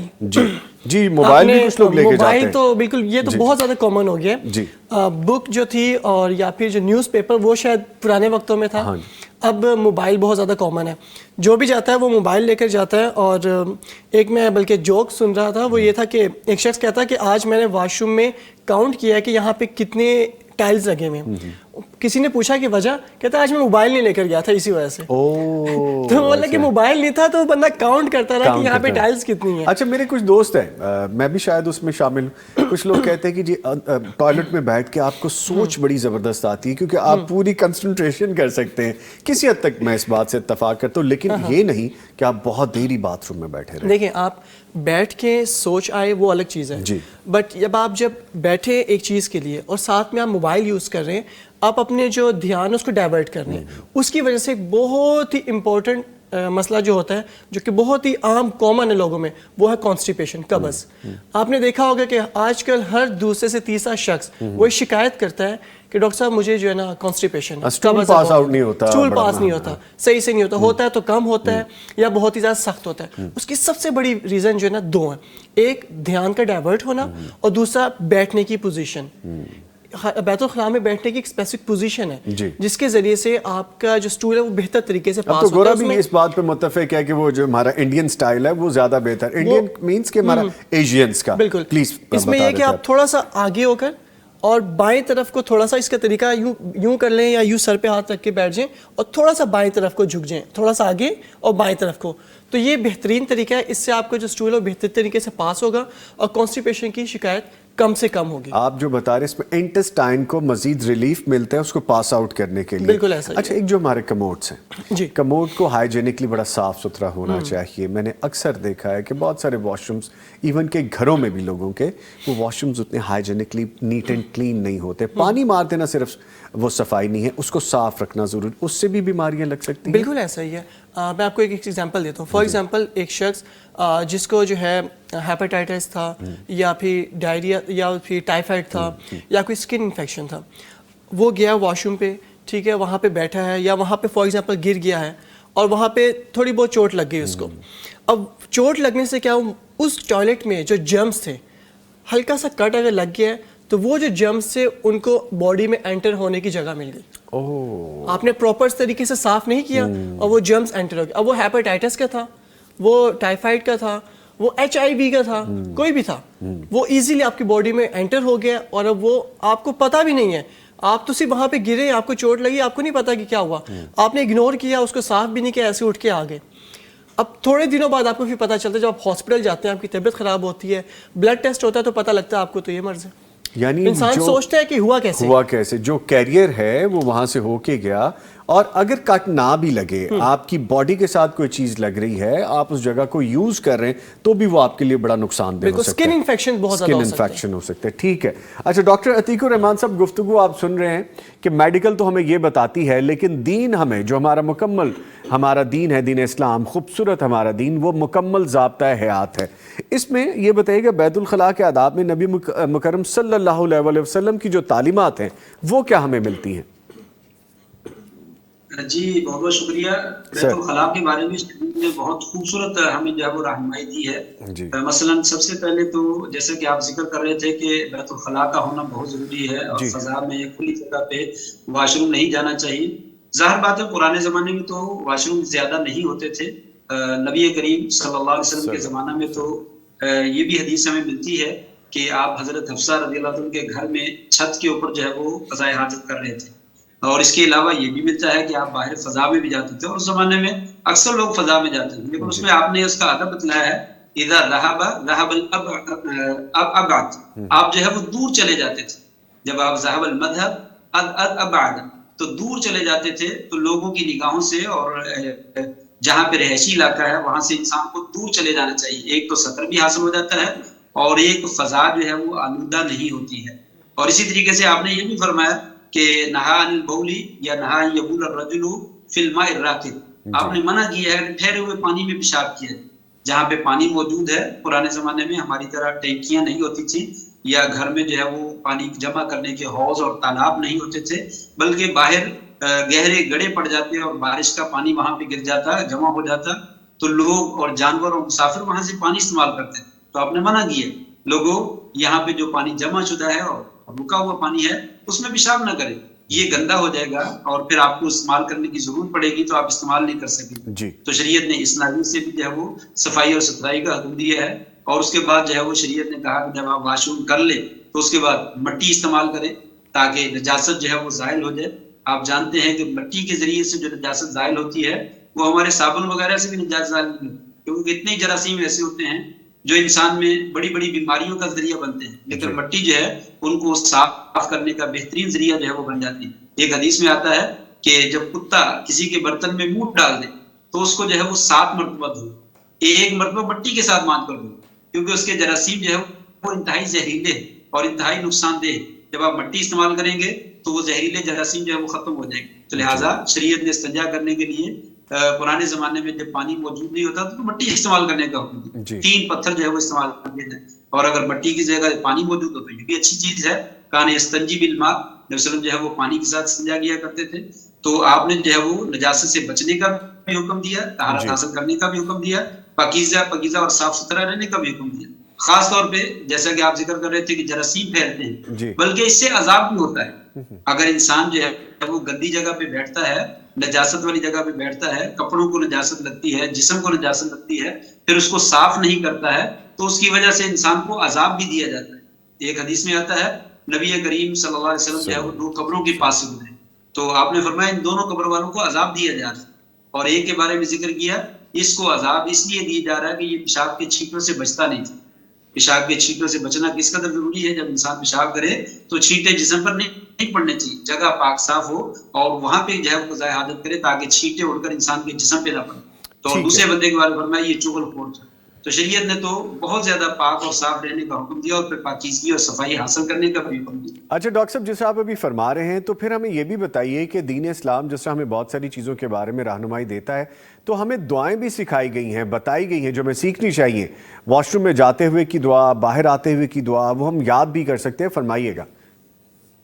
جی بہت مہم سوال ہے آپ کا, یہ بہت ضروری ہے. عامت الناس کو جو ہے وہ اس بارے میں خاص طور پہ جو ہے وہ توجہ کرنی چاہیے. یہ جو واش روم ہوتے ہیں اور قضاء حاجت کی جو جگہ ہوتی ہے, یہاں پہ جنوں کا اور شیاطین کا بسیرا ہوتا ہے. جتنے بھی نجس قسم کے لوگ ہیں اور شیاطین قسم کے لوگ ہیں, یہ شیاطین میں سے ہوں یا جنوں میں سے ہوں, ان کا بسیرا اور ان کا مقام جو ہے وہ یہی جگہ ہوتی ہے. جب انسان وہاں پہ نجاست سے گریز نہیں کرتا اور اللہ تعالیٰ کی پناہ میں نہیں چلا جاتا, تو انسان اس طرح کی چیزوں سے بچ نہیں سکتا.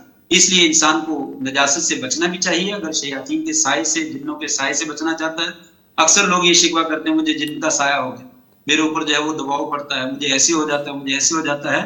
ان کے لیے یہ مسئلہ بڑا مہم ہے.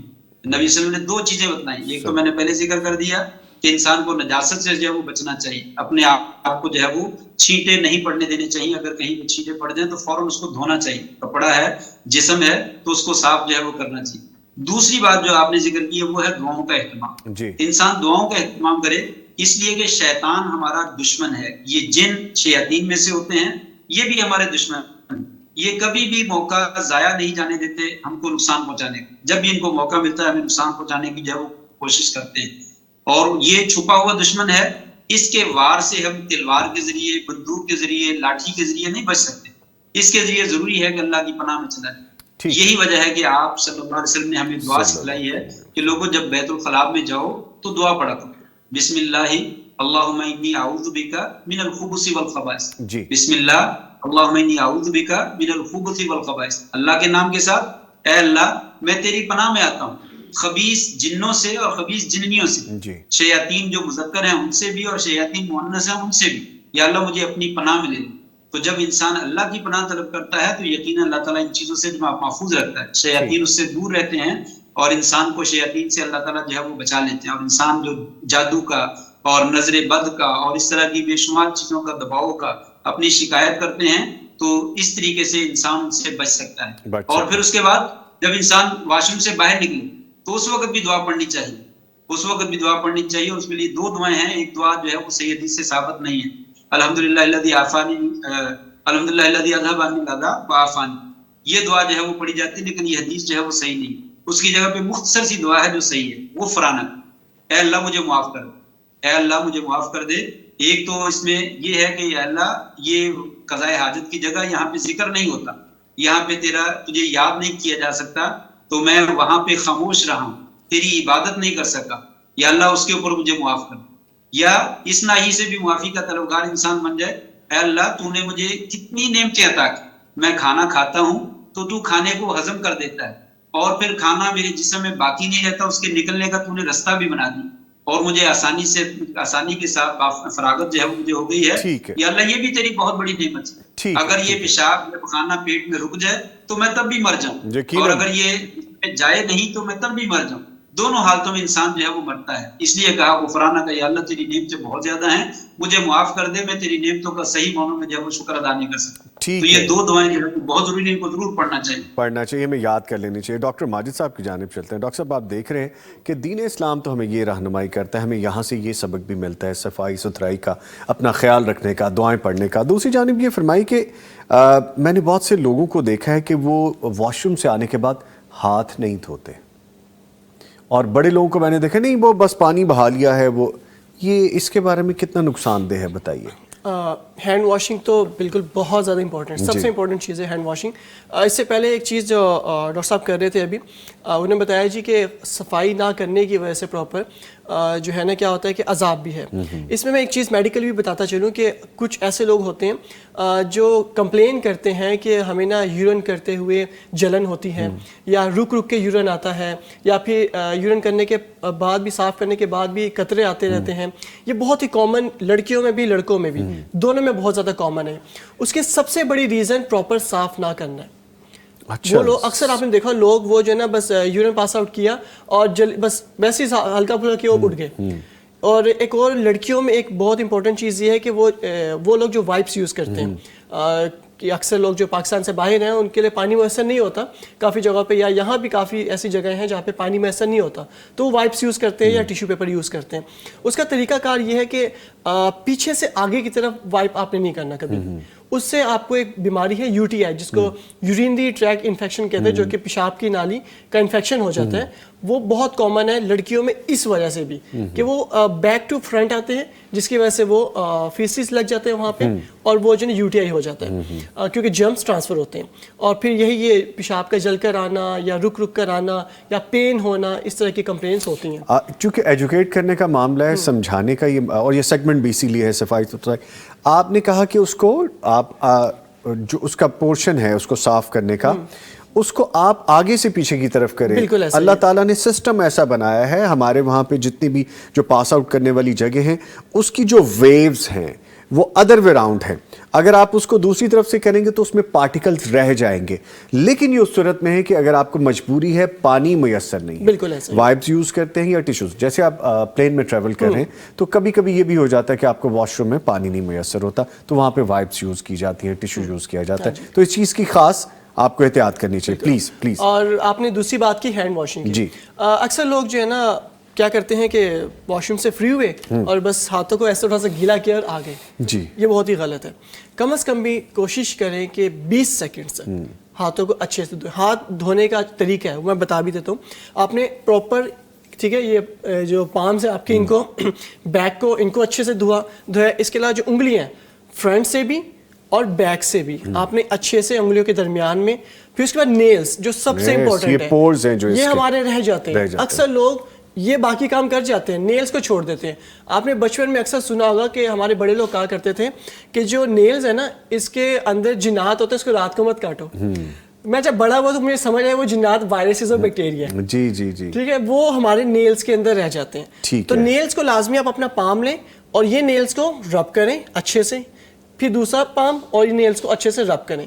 یہ طریقہ آپ کا پراپر ہینڈ واش کرنے کا. اس میں تقریباً آپ کے 15 سے 20 سیکنڈز لگ جاتے ہیں. اگر آپ اس طریقے سے ہینڈ واش کریں گے تو انشاءاللہ تعالیٰ آپ کو جو ہے نا کوئی ایسی بیماری نہیں ہوگی جس کا جو ہے نا تعلق واش روم سے ہے یا ہینڈ واشنگ سے. دیکھیں آپ اب اتنے اپنے انہی ہاتھوں سے اندر لے کے جاتے ہیں بیماری, جرمز انہی ہاتھوں سے لے کے جاتے ہیں. اگر آپ نے کچھ کھایا ہے, اس کے پارٹیکلز بہت دیر تک اس میں پھنسے رہے تو وہ بھی آپ کے لیے نقصان دہ. اگر آپ نے ہاتھ نہیں دھویا پھر کھانا پینا شروع کر دیا, کہیں کھجلی کر لی, خارش کر لی, کسی چیز کو استعمال کیا.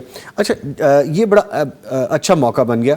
اکثر لوگوں کو میں نے دیکھا ہے کہ وہ کہتے ہیں بس ہلکا سا صابن لگایا اور دھو کے نکل. کیا صرف کسی بھی سوپ سے, کسی بھی آپ ہینڈ واش سے یا کسی بھی سینیٹائزر سے بس آپ اس طرح کر کے اور ہلکا سا پانی بہا کے نکل آئے وہ ٹھیک ہے, یا اسپیشل کوئی سوپ یا لیکوڈز بھی ہو سکتے ہیں اس کے لیے؟ اچھا, اس کے لیے نا یہ ایک مت ہے, میں آپ کو کلیئر کر دوں. جی, یہ مت ہے کہ آپ نے اینٹی بیکٹیریل سوپ ہی یوز کرنا ہے. جی, اینٹی بیکٹیریل سوپ کے کچھ فائدے تو ہیں مگر اس سے کچھ نقصانات بھی ہیں. میں آپ کو نقصان ایک بتا دیتا ہوں. ایک کامن نقصان وہ یہ ہے کہ آپ نے اینٹی بایوٹک ریزسٹنسی سنا ہوگا.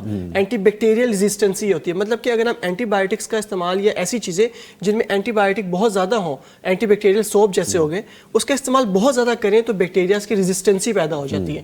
ریزسٹنسی مینس کہ آپ پھر اس کو یوز کرتے ہیں, بیکٹیریا کو کچھ نہیں ہوتا. تو اٹ ڈزنٹ میٹر کہ آپ کون سا سوپ یوز کر رہے ہیں, دا بیسٹ تھنگ ہے ہینڈ واشنگ ٹیکنیک, کہ آپ کس طریقے سے ہینڈ واش کر رہے ہیں. اور آپ ایک چیز میں بہت امپورٹنٹ یہ ایڈ کر دوں, میرے ذہن میں آئی ہے, آپ نے جو بات کی اس سے اکثر جو ہے نا ہمارے یہاں پہ بہت سی بیماریاں جو کامن ہیپیٹائٹس اے, اس کے علاوہ جو ہے ٹائیفائڈ, ڈائریا, یہ بہت کامن بیماریاں ہیں فوڈ ہینڈلرز کی وجہ سے پھیلتی ہیں. وہ لوگ جو فوڈ تیار کرتے ہیں خاص کر کے باہر اور سیل کرتے ہیں. اب ہوتا کیا ہے, وہ لوگ جاتے ہیں واش روم, یہ خاص کر کے وہ لوگ جو ہاتھوں سے فوڈ تیار کرتے ہیں, شاورمے, برگر, پیزاز وغیرہ ہو گئے. میں جو بات کرنے لگا لوگوں کو تھوڑی عجیب لگے گی بٹ دیٹس اے فیکٹ. اب ہوتا کیا ہے کہ واش روم جاتے ہیں, وہاں سے آئے, پراپر ہینڈ واش نہیں کیے, انہوں نے ایسے ایسے ایسے سے کر لیا, نیلز رہ گئے ان کے. اب ان کے نیلز کے اندر وہ فیسز رہ گئے تھوڑے سے. اب فار ایگزامپل وہ فوڈ ہینڈلر تھا جس کو ہیپیٹائٹس اے تھا. اب اس نے آپ کے لیے جب انہی ہاتھوں سے برگر, شاورما, پیزا بنایا, وہ فیسز ٹرانسفر ہو گئے اس کھانے کی چیز میں. آپ نے جب وہ کھانا کھایا آپ کے باڈی میں گیا اور آپ کو ہیپیٹائٹس اے ہو گیا. تو یہ بہت ہی کامن ہے. اس میں گورنمنٹ لیول پہ بھی ہونا چاہیے اور انڈیویجولی بھی ہر کسی کو چاہیے کہ ہینڈ واشنگ ٹیکنیک اچھی کریں. اور اس کے علاوہ گلوز یوز کریں. اگر آپ گلوز یوز کریں گے, آپ واش روم سے آئیں گے, آپ نے اپنے گلوز ویئر کر لیے, آپ کے نیلز جو ہے نا وہ آپ کے فوڈ کے ساتھ نہیں لگیں گے. تو جہاں سے آپ فوڈ بائی کریں ان کو آپ یہ جو ہے نا جتنے بھی ویورز ہیں ان کو گائیڈ بھی کریں. اور اس کے علاوہ یہ گورنمنٹ لیول پہ بھی یہ چیز ہونی چاہیے کہ فوڈ ہینڈلرز جتنے بھی ہیں ان کو ایکچولی جو گلوز ہیں اور کیپ ہے یہ لازمی ہونے چاہیے ان کے لیے. ٹھیک ہے, یہ بڑی اچھی بات کی انہوں نے کہ دیکھیں ہم جب کھانا کھاتے ہیں تو کھانا ہاتھوں سے ہی کھا رہے ہوتے ہیں, سارے کام ہاتھ سے ہو رہے ہوتے ہیں. لیکن جب خاص طور پہ کوئی چیز آپ اپنے اندر لے کے جا رہے ہیں اور آپ کے ہاتھ ہی نہیں صاف تو آپ خود اپنے دشمن بن رہے ہیں. ڈاکٹر عتیق الرحمان صاحب موجود ہیں, ان کی جانب میں. سر, بیت الخلاء میں جب جیسا ابھی ہاتھوں کے استعمال کے بارے میں بات ہو رہی ہے تو آپ کو کیا ہمیں احکامات ہیں کہ رائٹ ہینڈ یوز کرنا چاہیے, لیفٹ ہینڈ, دائیں بائیں کی کوئی اس میں تخصیص ہے؟ جی یہ بھی بہت مہم سوال ہے. ہاتھوں کی بھی تقسیم اللہ تعالیٰ نے کی ہے اور شریعت نے بھی کی ہے کہ کون سا ہاتھ کہاں پہ استعمال کرنا چاہیے اور کہاں پہ استعمال نہیں کرنا چاہیے. نبی کریم صلی اللہ علیہ وآلہ وسلم کے بارے میں آتا ہے काना युजिबुहु अत-तयम्मुन फी तनाउलिही व तरज्जुलिही व फी व तहूरिही व फी शअनिही कुल्ली औ कमा क़ाल अलैहि सल्लतु वस्सलाम।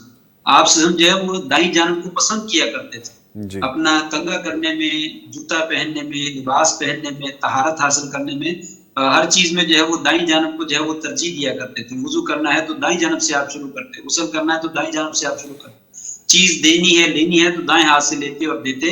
इस तरीके से अच्छे कामों में आपने जो है वो दाएं हाथ को जो है वो इस्तेमाल किया। और जो मुस्तक़ज़र मामलात हैं जिनको इंसान जो है वो पसंद नहीं करता है लेकिन करने जरूरी पड़ते हैं, उनके लिए आपने उल्टे हाथ को यानी बाएं हाथ को जो है वो इस्तेमाल किया। काना ला यस्तंजी बिल यमीन, आप सब जो है वो दाएं हाथ से इस्तिंजा नहीं करते थे।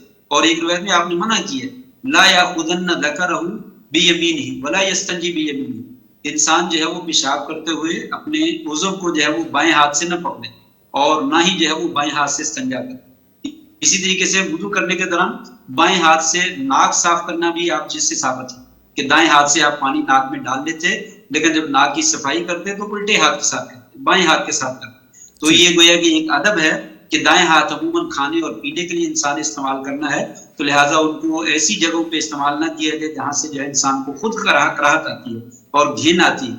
लिहाजा इस्तिंजा करने में और उज़्व को अगर जरूरत होगा तो पकड़ना नहीं चाहिए, लेकिन अगर पेशाब के दौरान किसी तरह की जरूरत भी पड़ गई है तो शरीयत ने कहा बाएं हाथ को इस्तेमाल किया जाए, दाएं हाथ को इस्तेमाल ना किया। इस्तिंजे में भी बाएं हाथ को जो है इस्तेमाल किया जाए। इसी तरीके से दाईं जानब की बात आई है तो मस्जिद में दाखिल होते वक्त पहले दाएं पाँव अंदर रखते हैं, क्योंकि पाकीज़ा जगह है और इज्जत वाली जगह है, फजीलत वाली है, तो दाईं जानब को इस्तेमाल किया। जब मस्जिद से बाहर निकलते हैं तो बायां पाँव जो है वो बाहर रखते हैं। इसी तरीके से बाज़ उलमा ने यह जिक्र किया है कि वाशरूम में जब दाखिल हो तो बायां पाँव दाखिल करें, इसलिए कि वो अच्छी जगह नहीं, तो जाते वक्त बायां पाँव अंदर रखा जाए और निकलते वक्त जो है वो दायां पाँव बाहर जो है वो रखा जाए। तो लिहाजा ये कैफियत जो है दोनों जगहों पे जो है वो इंसान को अपने सामने रखनी चाहिए। ठीक है, ठीक है। मैं बहुत शुक्रिया अदा करूँगा अपने मौजूद मेहमानों का। हमारे साथ मौजूद रहे डॉक्टर अतीकुर रहमान साहब, फाजिल मदीना यूनिवर्सिटी। डॉक्टर साहब आपके वक्त का बहुत शुक्रिया। बहुत बहुत शुक्रिया जी, आपका भी शुक्रिया जी, जज़ाकुमुल्लाह खैर। और हमारे साथ मौजूद रहे डॉक्टर माजिद खान साहब, जनरल फिजिशियन। डॉक्टर साहब आपके भी आने का बहुत शुक्रिया। आपका शुक्रिया जी। Player having you. ऑल्दो कि बहुत सारी चीज़ें थी जो हम चाहते थे डिस्कस करें, लेकिन ये ऐसे ही होता है हमारे ऐसे ही, साथ, बिल्कुल। क्योंकि वक्त हमारे पास कम होता है, हम जल्दी जल्दी कोशिश भी करते हैं, लेकिन बहरहाल अपनी जिम्मेदारियों में से थोड़ी बहुत ही सही, लेकिन हमने जिम्मेदारी से अंजाम देने की कोशिश की। प्लेयर हैविंग यू, आपका आना अच्छा लगा। ले जी, जो हमने बताया आपको इस पे अमल ज़रूर कीजिएगा, और इसके जब क्लिप्स हम अपलोड करेंगे तो इसमें बहुत सारी चीज़ें जो हमारे सीखने की हैं और करने की भी हैं। ब्रेक पे जाएंगे, लेकिन ब्रेक पे जाने से पहले मैं आपको बताता हूँ हेल्थ एंड फिटनेस के हवाले से भी है। जैसे हमने सफाई के हवाले से बात की है, हाइजीन के हवाले से बात की है, तो अब सेहत को बरकरार रखने के हवाले से भी बात करेंगे। वज़न बढ़ गया है तो उसको कम कैसे करना है, या जो लीन है उन्हें बढ़ाना कैसे है वज़न, और हेल्दी डाइट क्या है, इस पर गुफ्तगू करेंगे एक छोटे से वक्फे के बाद। हमारे साथ रहिए।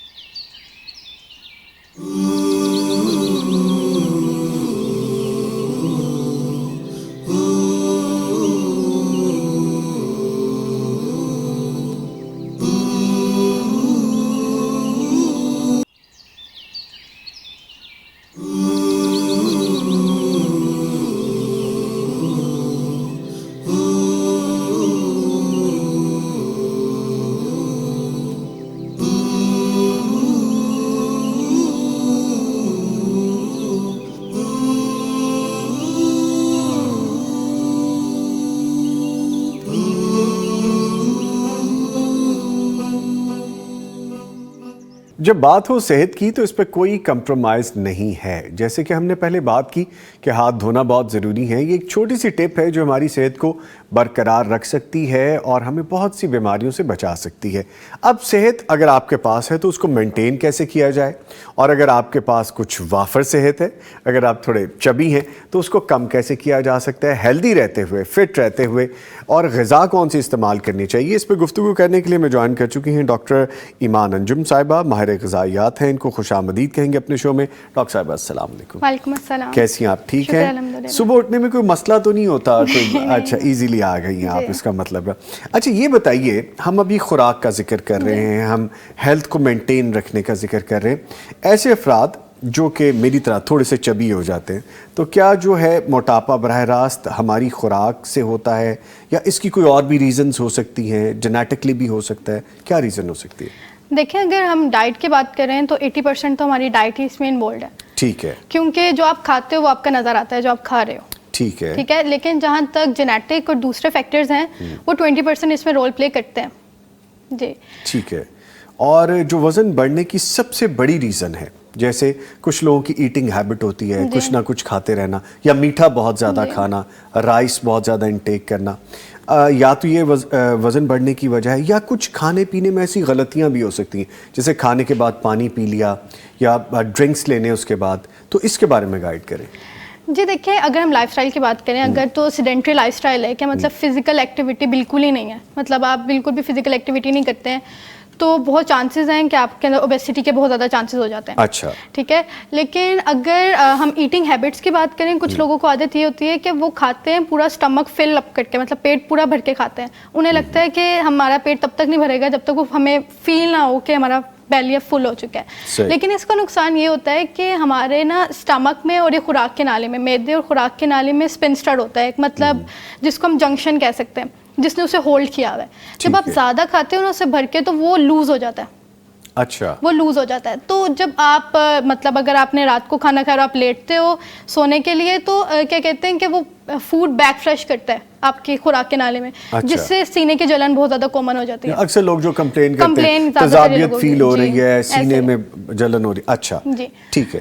لیکن اگر ہم دیکھیں اس کو کم کیسے کیا جا سکتا ہے, مطلب اگر ہماری ڈائٹ کے اندر فائبر انٹیک زیادہ ہے, مطلب اگر ہم سیلڈ زیادہ لے رہے ہیں اور ہمارے پاس جو ہے ویجیٹیبل زیادہ ہیں, تو وہ ہمارے کھانے کو ڈائجسٹ کرنے میں بہت ہیلپ کرتے ہیں. ٹھیک ہے. فائبر کیا صرف سبزیوں میں ہی ہے یا اور چیزوں میں بھی ہوتا ہے فائبر؟ نہیں, فروٹس میں بھی بہت زیادہ مقدار ہے فائبر کی, یہاں تک کہ ہمارے پاس اب فائبر مطلب ہمارے پاس ڈفرینٹ ساشے بھی آتے ہیں, اس بغول ہے, ڈفرینٹ برانڈس کے ہیں, وہ بھی ہمارے پاس فائبر انٹیک کا بہت اچھا سورس ہے. لیکن اگر ہم نیچرل کی طرف جائیں تو وہ ویجیٹیبل اور فروٹس سے ہیں, فریش ہونے چاہیے. جی فریش. اچھا, ان کو بہت زیادہ پکا لینا یا ان کو چینج کر لینا وہ نہیں ہے. ہاں نہیں.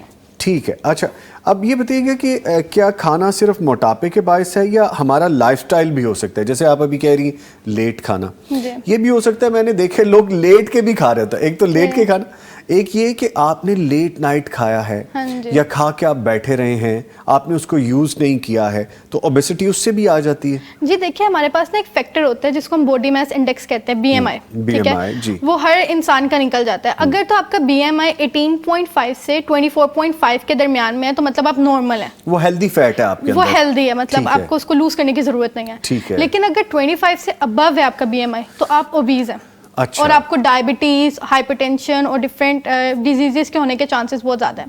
ٹھیک ہے. تو اگر اس میں ہم مطلب لائف سٹائل پہ بہت زیادہ رول پلے کرتا ہے. مطلب اگر لوگوں کو لیٹ نائٹ منچنگ کی عادت ہوتی ہے, ٹھیک ہے, کھانا ڈائجسٹ نہیں ہوگا تو اٹ مینس کہ وہ فیٹ میں اسٹور ہوگا. کسی نے آپ کو میرے بارے میں تو نہیں بتا دیا کہ لیٹ نائٹ منچنگ والی بات ہے, لیکن ایسا ہے, ایسا کرتے ہیں ہم کہ اگر ہم لیٹ نائٹ جاگ رہے ہیں 2-3 بجے تک, تو آپ نے کھانا اگر 6-7 بجے بھی کھا لیا یا 8 بجے بھی کھا لیے, تو اتنے آورس کے بعد آپ کو بھوک لگے گی. اس سے بچنا چاہیے. پلیز کیری آن, آپ بتا رہے ہیں. مطلب اگر آپ کو بھوک لگ رہی ہے تو آپ اسے کنٹرول کریں, کیونکہ اگر آپ نے 7 بجے کھانا کھا لیے تو آپ انٹرمیڈیٹ فاسٹنگ بھی کر سکتے ہیں. 15 آورس کا فاسٹ لیں اور نیکسٹ بریک فاسٹ آپ 11 o'clock کریں, تو وہ آپ کا فیٹ ہی ریڈیوس ہوگا. کیونکہ 12 گھنٹے کے بعد ہماری باڈی فیٹ ریڈیوس کرنا شروع کر دیتی ہے.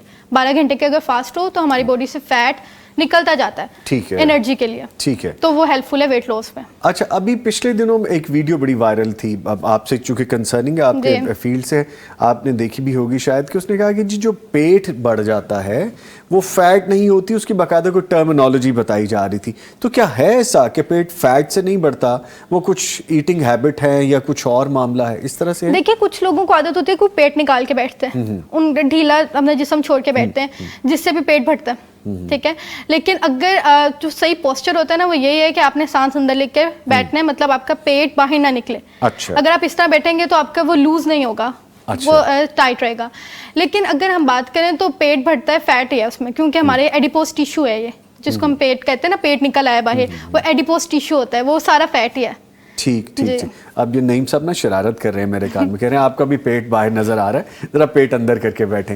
تو ویسے گملے کا مجھے فائدہ جو سامنے پڑا ہے وہ ویسے مجھے اسمارٹ دکھا رہا ہے. لیکن یہ بات ٹھیک ہے کہ آپ with the passage of time, ایک تو ایج فیکٹر ہے, دوسرا آپ کے ایٹنگ ہیبٹ آپ کے سیزن کے مطابق چینج ہوتے ہیں. کچھ لوگ گرمیوں میں زیادہ لین ہونا شروع ہو جاتے ہیں, کچھ لوگ انٹیک کرنا شروع کر دیتے ہیں, کچھ لوگ سردیوں میں زیادہ چبی ہونا شروع کر دیتے ہیں, شاید وہ نٹس اور فروٹس اور اس طرح کی چیزیں یا ہیلدی فیٹ لینے کی کوشش کرتے ہیں. یہ دونوں صورتیں ٹھیک ہیں یا بیلنس رہنا چاہیے؟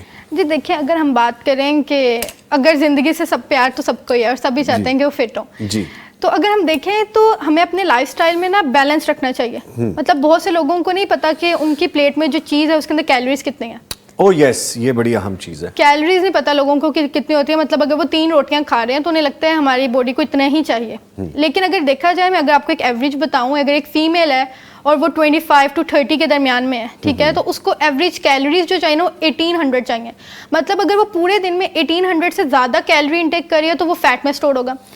وہ 1800 کس طرح سے پوری ہو سکتی ہے؟ ایک بریڈ کا پیس کتنا ہوتا ہے, ایک چکن کا پیس کتنا ہوتا ہے, ایجوکیٹ کر دیں. اچھا دیکھیں, اگر بریک فاسٹ کی اگر ہم بات کریں, اگر وہ ایک بوائلڈ ایگ لے رہی ہیں تو ایک بوائلڈ ایگ میں اپروکس 80 to 90 کلو کیلوریز ہوتی ہیں, ٹھیک ہے. اگر وہ لنچ کے اندر ایک روٹی لے رہی ہیں, اس کے ساتھ ایک سالن ہے, سالن کے اندر 2 ٹیبل اسپون یا 3 ٹیبل اسپون آئل استعمال ہوا ہے, اور وہ ویجیٹیبلز ہیں یا چکن ہے, تو اس کے اندر اراؤنڈ پورا میل جو ہے نا آپ کا 500 یا 450 کیلوریز کا بن جاتا ہے. آلموسٹ 60 کیلوریز آپ نے کر لی اب تک, ٹھیک ہے. اور اس کے بعد اگر ہم ڈنر پہ آئیں تو آپ ڈنر میں اگر آپ لے رہے ہیں, لیٹ سپوز آپ نے چاول کھا لیا, دال چاول لے لیے, جو کہ پیٹ ڈش ہے آج کل, دال چاول لے لیے, تو اس کے اندر اراؤنڈ 500 کیلوریز ہیں. تو یہ اپروکس جو ہے 1700-1800 بن جاتی ہیں. یہ تو بڑا سادہ اور سیدھا سادہ سا حساب ہے یہ, مطلب کوئی اتنا کمپلیکس نہیں ہے. لیکن اگر آپ نے بیچ میں سموسے بھی کھا لیے, جلیبی بھی کھا لی, چائے کے اندر 2 چمچ چینی بھی پی لی, 4 دفعہ چائے پی لی, تو اس طرح آپ کی کیلوریز بڑھ گئی, 2000 پہ چلی گئی.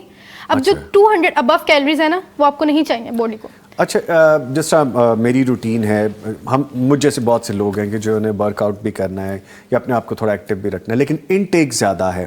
جیسے 4 ایگ آپ نے ڈیلی لینے یا 3 ایگ لینے ہیں, لیکن اس کو یوٹیلائز کرنا ضروری ہے. کچھ لوگوں کے ذہن میں یہ ہے کہ آپ انڈا لیں لیکن اس کی آپ یوک نہ لیں, آپ سفیدی وائٹ ایگ لے لیں, اس کے آپ زردی کو نکال کے رکھ دیں. کیا یہ ٹھیک ہے یا لے سکتے ہیں آپ؟ جی اگر دیکھیں پروٹین کا دیکھیں نا, تو ایگ نا ایک ہول سورس ہے. مطلب اس کی جو وائٹ ہے وہ پروٹین ہے, اور اس کا جو یوک پارٹ ہے وہ فیٹ ہے, ٹھیک ہے, ہیلدی فیٹ ہے.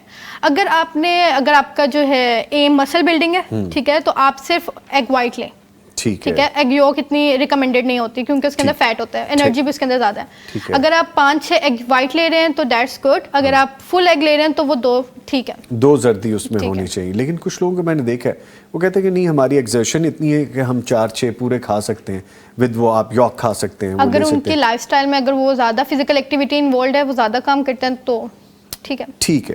ایک ہیلدی لائف سٹائل کے لیے, ایک ہیلدی ورکنگ لیڈی یا مین کے لیے, ان کے لیے کتنی کیلوریز, جیسے آپ نے ابھی خواتین کے حوالے سے بتائیں, یہ نارمل ہیں جو چلتے پھرتے ہیں, کام کاج کرتے رہتے ہیں, یا اس سے زیادہ یا کم ہو سکتی ہیں, وہ کیا ہے؟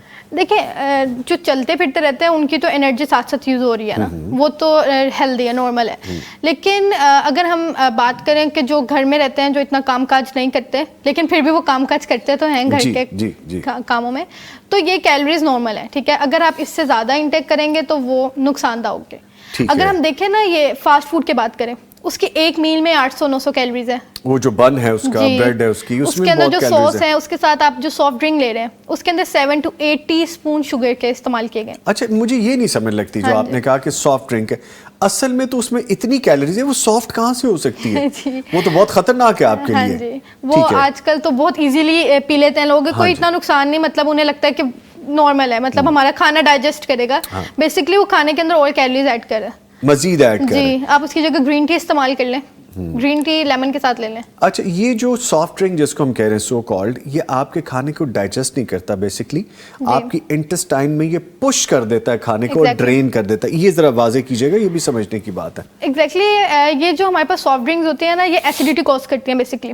اچھا, کیونکہ ان کی جو پی ایچ ہے نا وہ ایسیڈک ہے, الکلائن نہیں ہے. تو یہ اسٹمک میں, اور جو اگر یہ اسٹمک میں جاتا ہے, اسمال انٹسٹائن میں جاتا ہے, تو یہ منرلس کو لیچ آؤٹ کرواتا ہے, مطلب ایبزورب نہیں کرواتا, ایبزورب نہیں ہونے دیتا.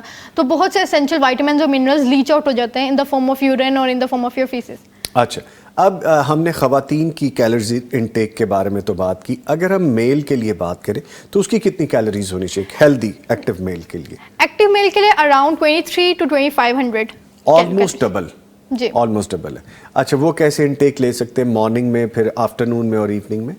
اگر کیونکہ میل ہیں ان کی فزیکل ایکٹیویٹی بھی زیادہ ہوتی ہے ایز کمپیئر ٹو فیمیل, اور ان کی باڈی کو ریکوائرمنٹس بھی زیادہ ہیں, تو اگر وہ ان کا جو نارمل ہمارے پاس بریک فاسٹ ہے اس میں وہ اگر فیمیل ایک انڈا لے رہی ہے اور ایک کپ چائے کا, تو وہ 2 to 3 لے سکتے ہیں ود 1 cup of tea. اس کے بعد لنچ میں بھی لی جا سکتی ہے ایگزیکٹلی, اگر اس کے اندر شوگر نہیں ہے. شوگر نہیں ہے. اور for the same case T کے لیے بھی کہ اس میں بھی شوگر نہ ہو. جی اگر ہے تو بہت منیمم. لیکن اس میں شکر بھی یوز کر رہے ہیں آج کل, تو وہ ٹھیک ہے, ایکول ہے. شکر اور شوگر میں اتنے کیلوریز کا فرق نہیں ہے, سیم ہے آلموسٹ, لیکن اگر ہنی یوز کر رہے ہیں تو وہ زیادہ بینیفیشیل, وہ زیادہ بہتر. تو کچھ لوگوں کو میں نے دیکھا براؤن بریڈ لے لی یا ایک سلائس لے لیا, وہ ایکول ہے, وہ ہیلدی ہے, ٹھیک ہے. وائٹ بریڈ کے اگر ہم کمپیریزن کریں براؤن بریڈ کا تو اس میں کیلوریز کم ہوتی ہیں. ٹھیک ہے, یہ تو ہو گیا بریک فاسٹ.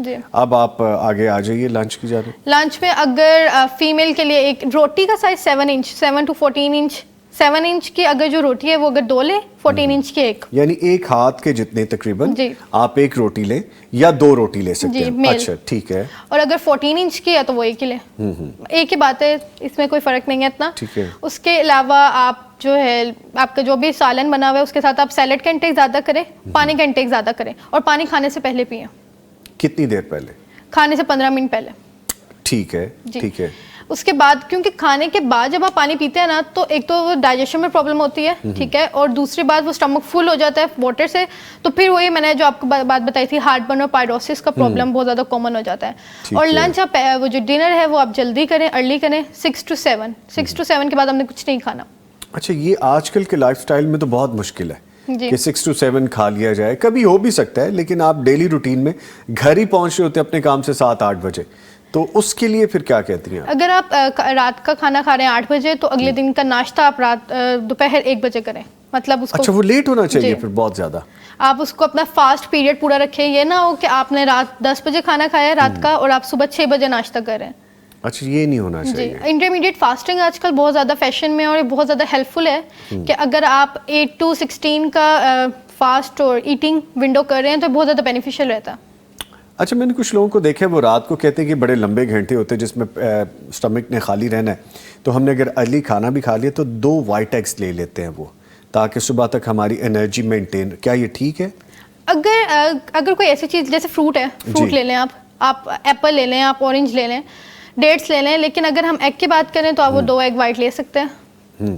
اگر آپ گرین ٹی رات کو پی لیتے ہیں وہ بھی ڈائجیشن میں بہت زیادہ ہیلپ فل ہے. ٹھیک. اچھا جیسے انٹرمیڈیٹ فاسٹنگ کی ہم بات کریں اور روزہ بھی, ہمارے پاس 1 مہینہ بڑا خوبصورت پوری پریکٹس ہے. اب تو سائنس بڑے سالوں سے اس کو مان رہی ہے کہ 1 مہینے کا, چاہے وہ لوگ مذہب سے جڑے ہیں یا نہیں جڑے, کسی اور ریلیجن میں ہیں, وہ بھی کہتے ہیں کہ 1 مہینہ یہ سائیکل کرنا چاہیے. کچھ لوگ 40 days کہتے ہیں. لیکن بہرحال ان دونوں میں ڈفرینس کیا ہے؟ کیا یہ دونوں ایکول ہے, ایک جیسا ہی؟ دیکھیں اگر ہم رمضان کے مہینے کی بات کریں وہ تو ہم پورے 30 days رکھ رہے ہیں نا, لیکن اگر ہم انٹرمیڈیٹ فاسٹنگ کی بات کریں وہ تو انسان کے اپنے موڈ پہ ڈیپینڈ کرتا ہے. وہ 1 ہفتہ کرے گا, اس کو اگر رزلٹ نظر آئے گا, اسے اچھا لگے گا تو وہ آگے کنٹینیو کرے گا, ورنہ وہ اس کو اسکپ کر دے گا. اب اس کا فائدہ کیا ہے رمضان کی تو افادیت کہنے کے جو ہے نا, اگر ہم اس کو بیان کرنے لگے تو بہت زیادہ ہے. دونوں طرح سے, دینی ایسپیکٹ بھی اور جسمانی ایسپیکٹ بھی. بالکل ہوتا ہے اس طرح ہے کہ آپ نے جو اتنے مہینوں سے, ایک پورا سال ہوتا ہے اس میں 1 مہینہ ہوتا ہے رمضان کا, اتنے مہینوں سے جو آپ نے اپنے جو باڈی کے اندر بہت زیادہ فری ریڈیکلز جمع کیے ہوتے ہیں. فری ریڈیکلز ہوتے کیا ہیں کہ آپ نے جو ارد گرد سے جنک فوڈ کھایا ہے, فاسٹ فوڈ کھایا ہے, ان کے فری ریڈیکلز باڈی میں جمع ہونا اسٹارٹ ہو جاتے ہیں.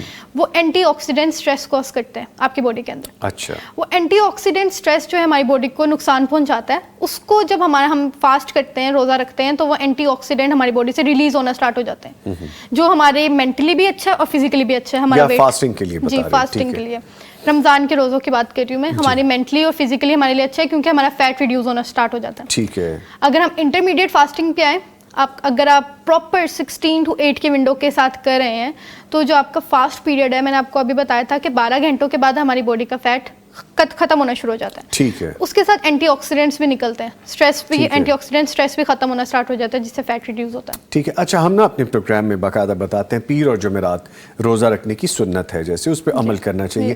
اگر یہی کر لیا جائے ہم یہی سائیکل ہر ہفتے کرتے جائیں پیر اور جمعرات کے روزے کے حوالے سے، یہ کتنا بینیفیشیل ہو سکتا ہے؟ یہ بھی بہت زیادہ بینیفیشیل ہے. At the end of the month آپ کے 1 to 2 kgs ریڈیوس ہو چکے ہوں گے اگر آپ نے اپنی ڈائٹ کو فالو کیا ہے, اپنی کیلری انٹیک پہ چیک آؤٹ رکھا ہے, اور ساتھ آپ نے پیر اور جمعرات کے جیسے آپ نے مینشن کیا روزے رکھے ہیں, تو آپ کا 1 to 2 kgs ایزیلی ریڈیوس ہو جائے گا. ساتھ اگر فزیکل ایکٹیویٹی ہے تو زیادہ بھی ہو سکتا ہے obviously. اچھا, موٹاپا کم کرنے کے لیے ہم اپنے ڈیلی کے انٹیک کھانے کی جو روٹین ہے اس میں کیا چھوٹی موٹی چینج کر سکتے ہیں جس سے بہت زیادہ افیکٹو ہمیں رزلٹ آئے؟ اچھا, اگر ہم دیکھیں تو کہا جاتا ہے کہ جو روٹی چاول ہے آپ بالکل چھوڑ دیں, لیکن اگر ہم دیکھیں تو ہم وہ بالکل چھوڑ نہیں سکتے روٹی چاول کو, یا چھوڑنے چاہیے بھی نہیں, چھوڑنے چاہیے بھی نہیں ایگزیکٹلی, کیونکہ ہماری باڈی کو نا گلوکوز کی انسٹنٹ سورس ہے گلوکوز, اور گلوکوز کاربوہائیڈریٹ ہے جی, ٹھیک ہے, ہمارے برین بھی انرجی لیتے ہیں گلوکوز کی فارم میں. تو اگر ہم کاربوہائیڈریٹس لے رہے ہیں, لیٹ سپوز اگر ہمارے پاس ایک پلیٹ بریانی ہے, لوگ بریانی کا تصور کرتے ہیں پوری پلیٹ چاولوں سے بھری ہوئی ہے, ایک بوٹی ہے 2 بوٹی ہے اور ساتھ ان کے چکن کے پیس ہے اور ساتھ یوگرٹ ہے, بس انہوں نے کھا لیا. حالانکہ لائف سٹائل موڈیفیکیشن یہ ہے کہ آپ کے پاس چکن کے پیس زیادہ ہو, چاول کم ہو, پروٹین زیادہ ہو, اچھا ٹھیک ہے, کاربوہائیڈریٹ کم ہو, اور ساتھ آپ نے یوگرٹ لے لیا, فیٹ لے لیا, مطلب یوگرٹ مین فیٹ آپ نے لے لیا, تو وہ ایک ہیلدی میل بن جاتا ہے. ٹھیک ہے, ایز کمپیئر ٹو اگر آپ کاربوہائیڈریٹ کے اماؤنٹ بڑھا دیں, کیونکہ کاربوہائیڈریٹ جو ہے نا ہمارے پاس انرجی تو دیتا ہے لیکن وہ ہمارے پاس اوبیسٹی کا بہت بڑا کوز بنتا ہے. یس, وہ پاکٹس میں اکٹھا ہوتا رہتا ہے, پھر وہ ایک بڑا گٹ بنتا ہے. گٹ سے مجھے یاد آ گیا, کچھ لوگ فاسٹنگ بھی کرتے ہیں, کچھ لوگ ڈائٹنگ بھی کرتے ہیں, کچھ لوگ کھانا بھی کم کرتے ہیں, لیکن ان کا گٹ نہیں ختم ہو رہا ہوتا. کیا وجہ ہے کہ وہ فیٹ اتنی سٹیبن ہو جاتی ہے, یا یہ سب کرنے کے باوجود بھی کہیں نہ کہیں لیک کر رہے ہوتے ہیں؟ یہ بتائیے. اچھا دیکھیں, ایج کا جو فیکٹر ہے نا وہ بہت ہی میٹر کرتا ہے آپ کے فیٹ لوز میں. اچھا, آپ اگر ٹین ایجر ہیں, میل ہو فیمیل ہو, تو بہت جلدی ویٹ ریڈیوس ہوتا ہے, ٹھیک ہے, اگر وہ کوشش کریں تو بہت جلدی انہیں رزلٹ آتے ہیں. اگر آپ 20s کے اندر ہیں تب, لیکن اگر آپ لیٹ 30s میں 35 سے ابو ہیں تو آپ کو فیٹ ریڈیوس کرنے میں بہت زیادہ پرابلم ہوتی ہے. وہ اس لیے کیونکہ آپ کا میٹابولزم بہت زیادہ سلو چکا ہوتا ہے. سلو ہو جاتا ہے. آج کل مارکیٹ میں بہت زیادہ میڈیسنز اویلیبل ہیں جو کہ آپ کو لگتا ہے کہ وہ اسمارٹ کر دیں گے آپ کو, آپ کا میٹابولزم فاسٹ کر دیں گے. ہوتا ہے کچھ اس طرح ہے کہ وہ آپ کو کچھ وقت کے لیے آپ کا میٹابولزم فاسٹ کرتی ہیں, ٹھیک ہے, آپ پتلے بھی ہو جاتے ہیں اور آپ کو خوشی بھی ہوتی ہے کہ آپ کو لگ رہا ہوتا ہے کہ آپ پتلے ہو رہے, آپ کو خوشی ہوتی ہے کہ ہم نے جو پیسے خرچ کیے ان میڈیسن کے لیے تو وہ اچھے ہیں. لیکن ایٹ دا اینڈ جب آپ اس کو چھوڑ دیتے ہو, ان میڈیسنس کا انٹیک چھوڑ دیتے ہو, تو آپ کا فیٹ دوبارہ گین ہوتا ہے اور وہ ڈبل ہوتا ہے پہلے کی نسبت, پھر اس کو ریڈیوس کرنا بھی مشکل ہو جاتا ہے, وہ اسٹبن فیٹ ہوتا ہے. ٹھیک ہے, میں نے کچھ لوگوں کو دیکھا کیٹو ڈائٹ جس طرح کہتے ہیں کہ کسی چیز پہ ہی چلے گئے, کیلے ہی کھا رہے ہیں یا انڈے ہی کھا رہے ہیں یا اور کوئی سبزیاں ہی کھا رہے ہیں, یہ ٹھیک ہے ان دا لانگ رن؟ نقصان ہے اس کا؟ دیکھیں, کیٹو ڈائٹ آج کل بہت زیادہ ٹرینڈ میں, مطلب میں نے بہت سے نیوٹریشنسٹ کو بھی دیکھا ہے وہ کیٹو ڈائٹ اپنے ڈائٹ پلان میں ریکمینڈ کرے ہوتے ہیں. حالانکہ اگر ہم دیکھیں اس کے نقصانات, تو یہ کڈنی کو بہت زیادہ ڈیمیج کرتا ہے. کیٹو ڈائٹ کس طرح ڈیمیج کرتا ہے, کیونکہ آپ نے صرف فیٹ لینے ہیں اس میں, آپ کو ہیلدی فیٹس دیتے ہیں. اب اس کا کانسیپٹ اس طرح ہے کہ جب آپ فیٹ باڈی کے اندر فیٹ ڈال رہے ہیں نا, تو آپ کی باڈی فیٹ اسٹور نہیں کرتا. فیٹ اسٹور صرف تب ہوتا ہے جب اس کو پتا ہوتا ہے کہ ہمارے باڈی میں اتنا فیٹ نہیں آنا, ہم زیادہ کاربوہائیڈریٹس لیتے ہیں, فیٹ اتنا زیادہ نہیں ہماری ڈائٹ کے اندر ہے. کیٹو ڈائٹ میں صرف فیٹ ہوتا ہے, تو آپ کی باڈی اس کو اسٹور نہیں کرتی, اس کو انرجی پرپز کے لیے استعمال کرتی ہے, ٹھیک ہے. تو جب ایٹ دا اینڈ ہماری باڈی میں کیٹون باڈیز بننا اسٹارٹ ہو جاتی ہیں, جس کا سمٹم یہ ہے کہ آپ کا ماؤتھ اسمیلی ہو جاتا ہے. اسمیلی ہو جاتا ہے جی, آپ کے ماؤتھ اسمیلی ہو جاتا ہے, آپ کا یورین ڈارک ہو جاتا ہے, ڈارک یلو کلر کا آپ کا یورین آتا ہے, اور ایٹ دا اینڈ ہماری جو کڈنیز ہیں وہ بہت زیادہ ڈیمیج ہوتی ہیں اس سے. جب آپ 6 سے 7 مہینے کیٹو ڈائٹ پہ لگاتار رہے ہیں تو آپ کی باڈی بہت زیادہ اسٹریس میں چلی جاتی ہے, اور جب آپ اس کو چھوڑتے ہیں تب بہت جلدی ویٹ گین ہوتا ہے. یعنی وہ ایک دم سے اس کو افیکٹ کرے گا جو بھی ڈائٹ آئے گی. اچھا, جاتے جاتے میں چاہوں گا, چونکہ 1-2 منٹ رہ گئے, کوئی ٹپ ایسی دے دیں کہ آپ نارمل ڈائٹ بھی کھائیں, آپ روٹین لائف بھی گزاریں, بہت اسٹرکٹ نہ ہوں چیزوں کے بارے میں, اپنے آپ کو بھی تھوڑا انجوائے کرنے دیں, اپنی باڈی کو, اپنی لائف کو انجوائے کریں, لیکن کھانا اس طریقے سے کھا لیں کہ آپ ہیلدی رہیں, ویٹ ریڈیوس بھی ہو سکے آپ کا, آپ مینٹین بھی رہ سکیں. دیکھیں, اب ڈائٹنگ میں اس کو ڈائٹنگ کا نام نہیں دوں گی, میں اسے لائف اسٹائل موڈیفیکیشن کا نام دوں گی. اگر آپ کو اپنے سے پیار ہے اور آپ چاہتے ہیں کہ آپ اسمارٹ ہیں, سلم اسمارٹ لگیں, تو آپ جو ہے اپنی لائف اسٹائل میں اس طرح کی چیزیں ایڈ کر لیں جو آپ کو مدد کریں آپ کے فیٹ لوز میں اور ویٹ لوز میں. اس میں ہمارے پاس فائبر ہیں, ویجیٹیبلز آپ ایڈ کریں, ٹھیک ہے. اگر آپ کھانا کھا رہے ہیں تو اس کے ساتھ آپ سوتے کر کے ویجیٹیبلز لے لیں. ایک تو وہ آپ کو زیادہ دیر تک فل رکھیں گے, آپ کو بھوک جلدی نہیں لگے گی, اور وہ ڈائجیشن میں بھی رول پلے کریں گے. جب ڈائجیشن اچھی ہوگی تو آپ کی گٹ ہیلتھ اچھی ہوگی, تو آپ خود بھی آپ کا موڈ صحیح رہے گا, کیونکہ جو اسٹمک کی ہیلتھ ہوتی ہے وہی آپ کی ہیلتھ ہے, آپ کا موڈ بھی اس پہ ڈیپینڈ کرتا ہے. تو اگر ہم اپنے لائف اسٹائل کے اندر جیسے اب سردی ہیں تو آپ گرم پانی کا انٹیک زیادہ کر دیں. ٹھیک ہے. گرم پانی پیئیں گے تو آپ کا فیٹ بھی میلٹ ہوگا, ایٹ دا اینڈ آپ کا فیٹ بھی میلٹ ہونا سٹارٹ ہو جائے گا. جی ٹھیک. ویسے تو ڈاکٹر صاحبہ سے بڑی ابھی دل کر رہا تھا باتیں کر لیں, زیادہ سے زیادہ جان سکے, لیکن وقت ختم ہو گیا. اس کے ساتھ ہی میں بہت شکریہ ادا کروں گا ہمارے ساتھ موجود ہیں ڈاکٹر ایمان انجم, ماہر غذائیات. ڈاکٹر صاحب آپ کے آنے کا شکریہ, thank you very much. Thank you for having me. جی نہیں جی, صحت کے حوالے سے ہم نے بتا دیا, صفائی کے حوالے سے بتا دیا, اور دین کی رہنمائی جو ہمارے پاس موجود ہے آن ٹاپ, اس کو ہمیشہ رکھیے. یہ ہماری زندگیوں میں, ہماری فیملیز میں, ہماری پروفیشنل لائف میں کامیابیاں ضرور لے کے آتا ہے. سو دین سے جڑیے. اس کے ساتھ ہی نوید نظامی اور پوری ٹیم کو اجازت دیجیے. انشاءاللہ پھر ملاقات ہوگی. اپنا اور اپنے پیاروں کا خیال رکھیے. اللہ حافظ.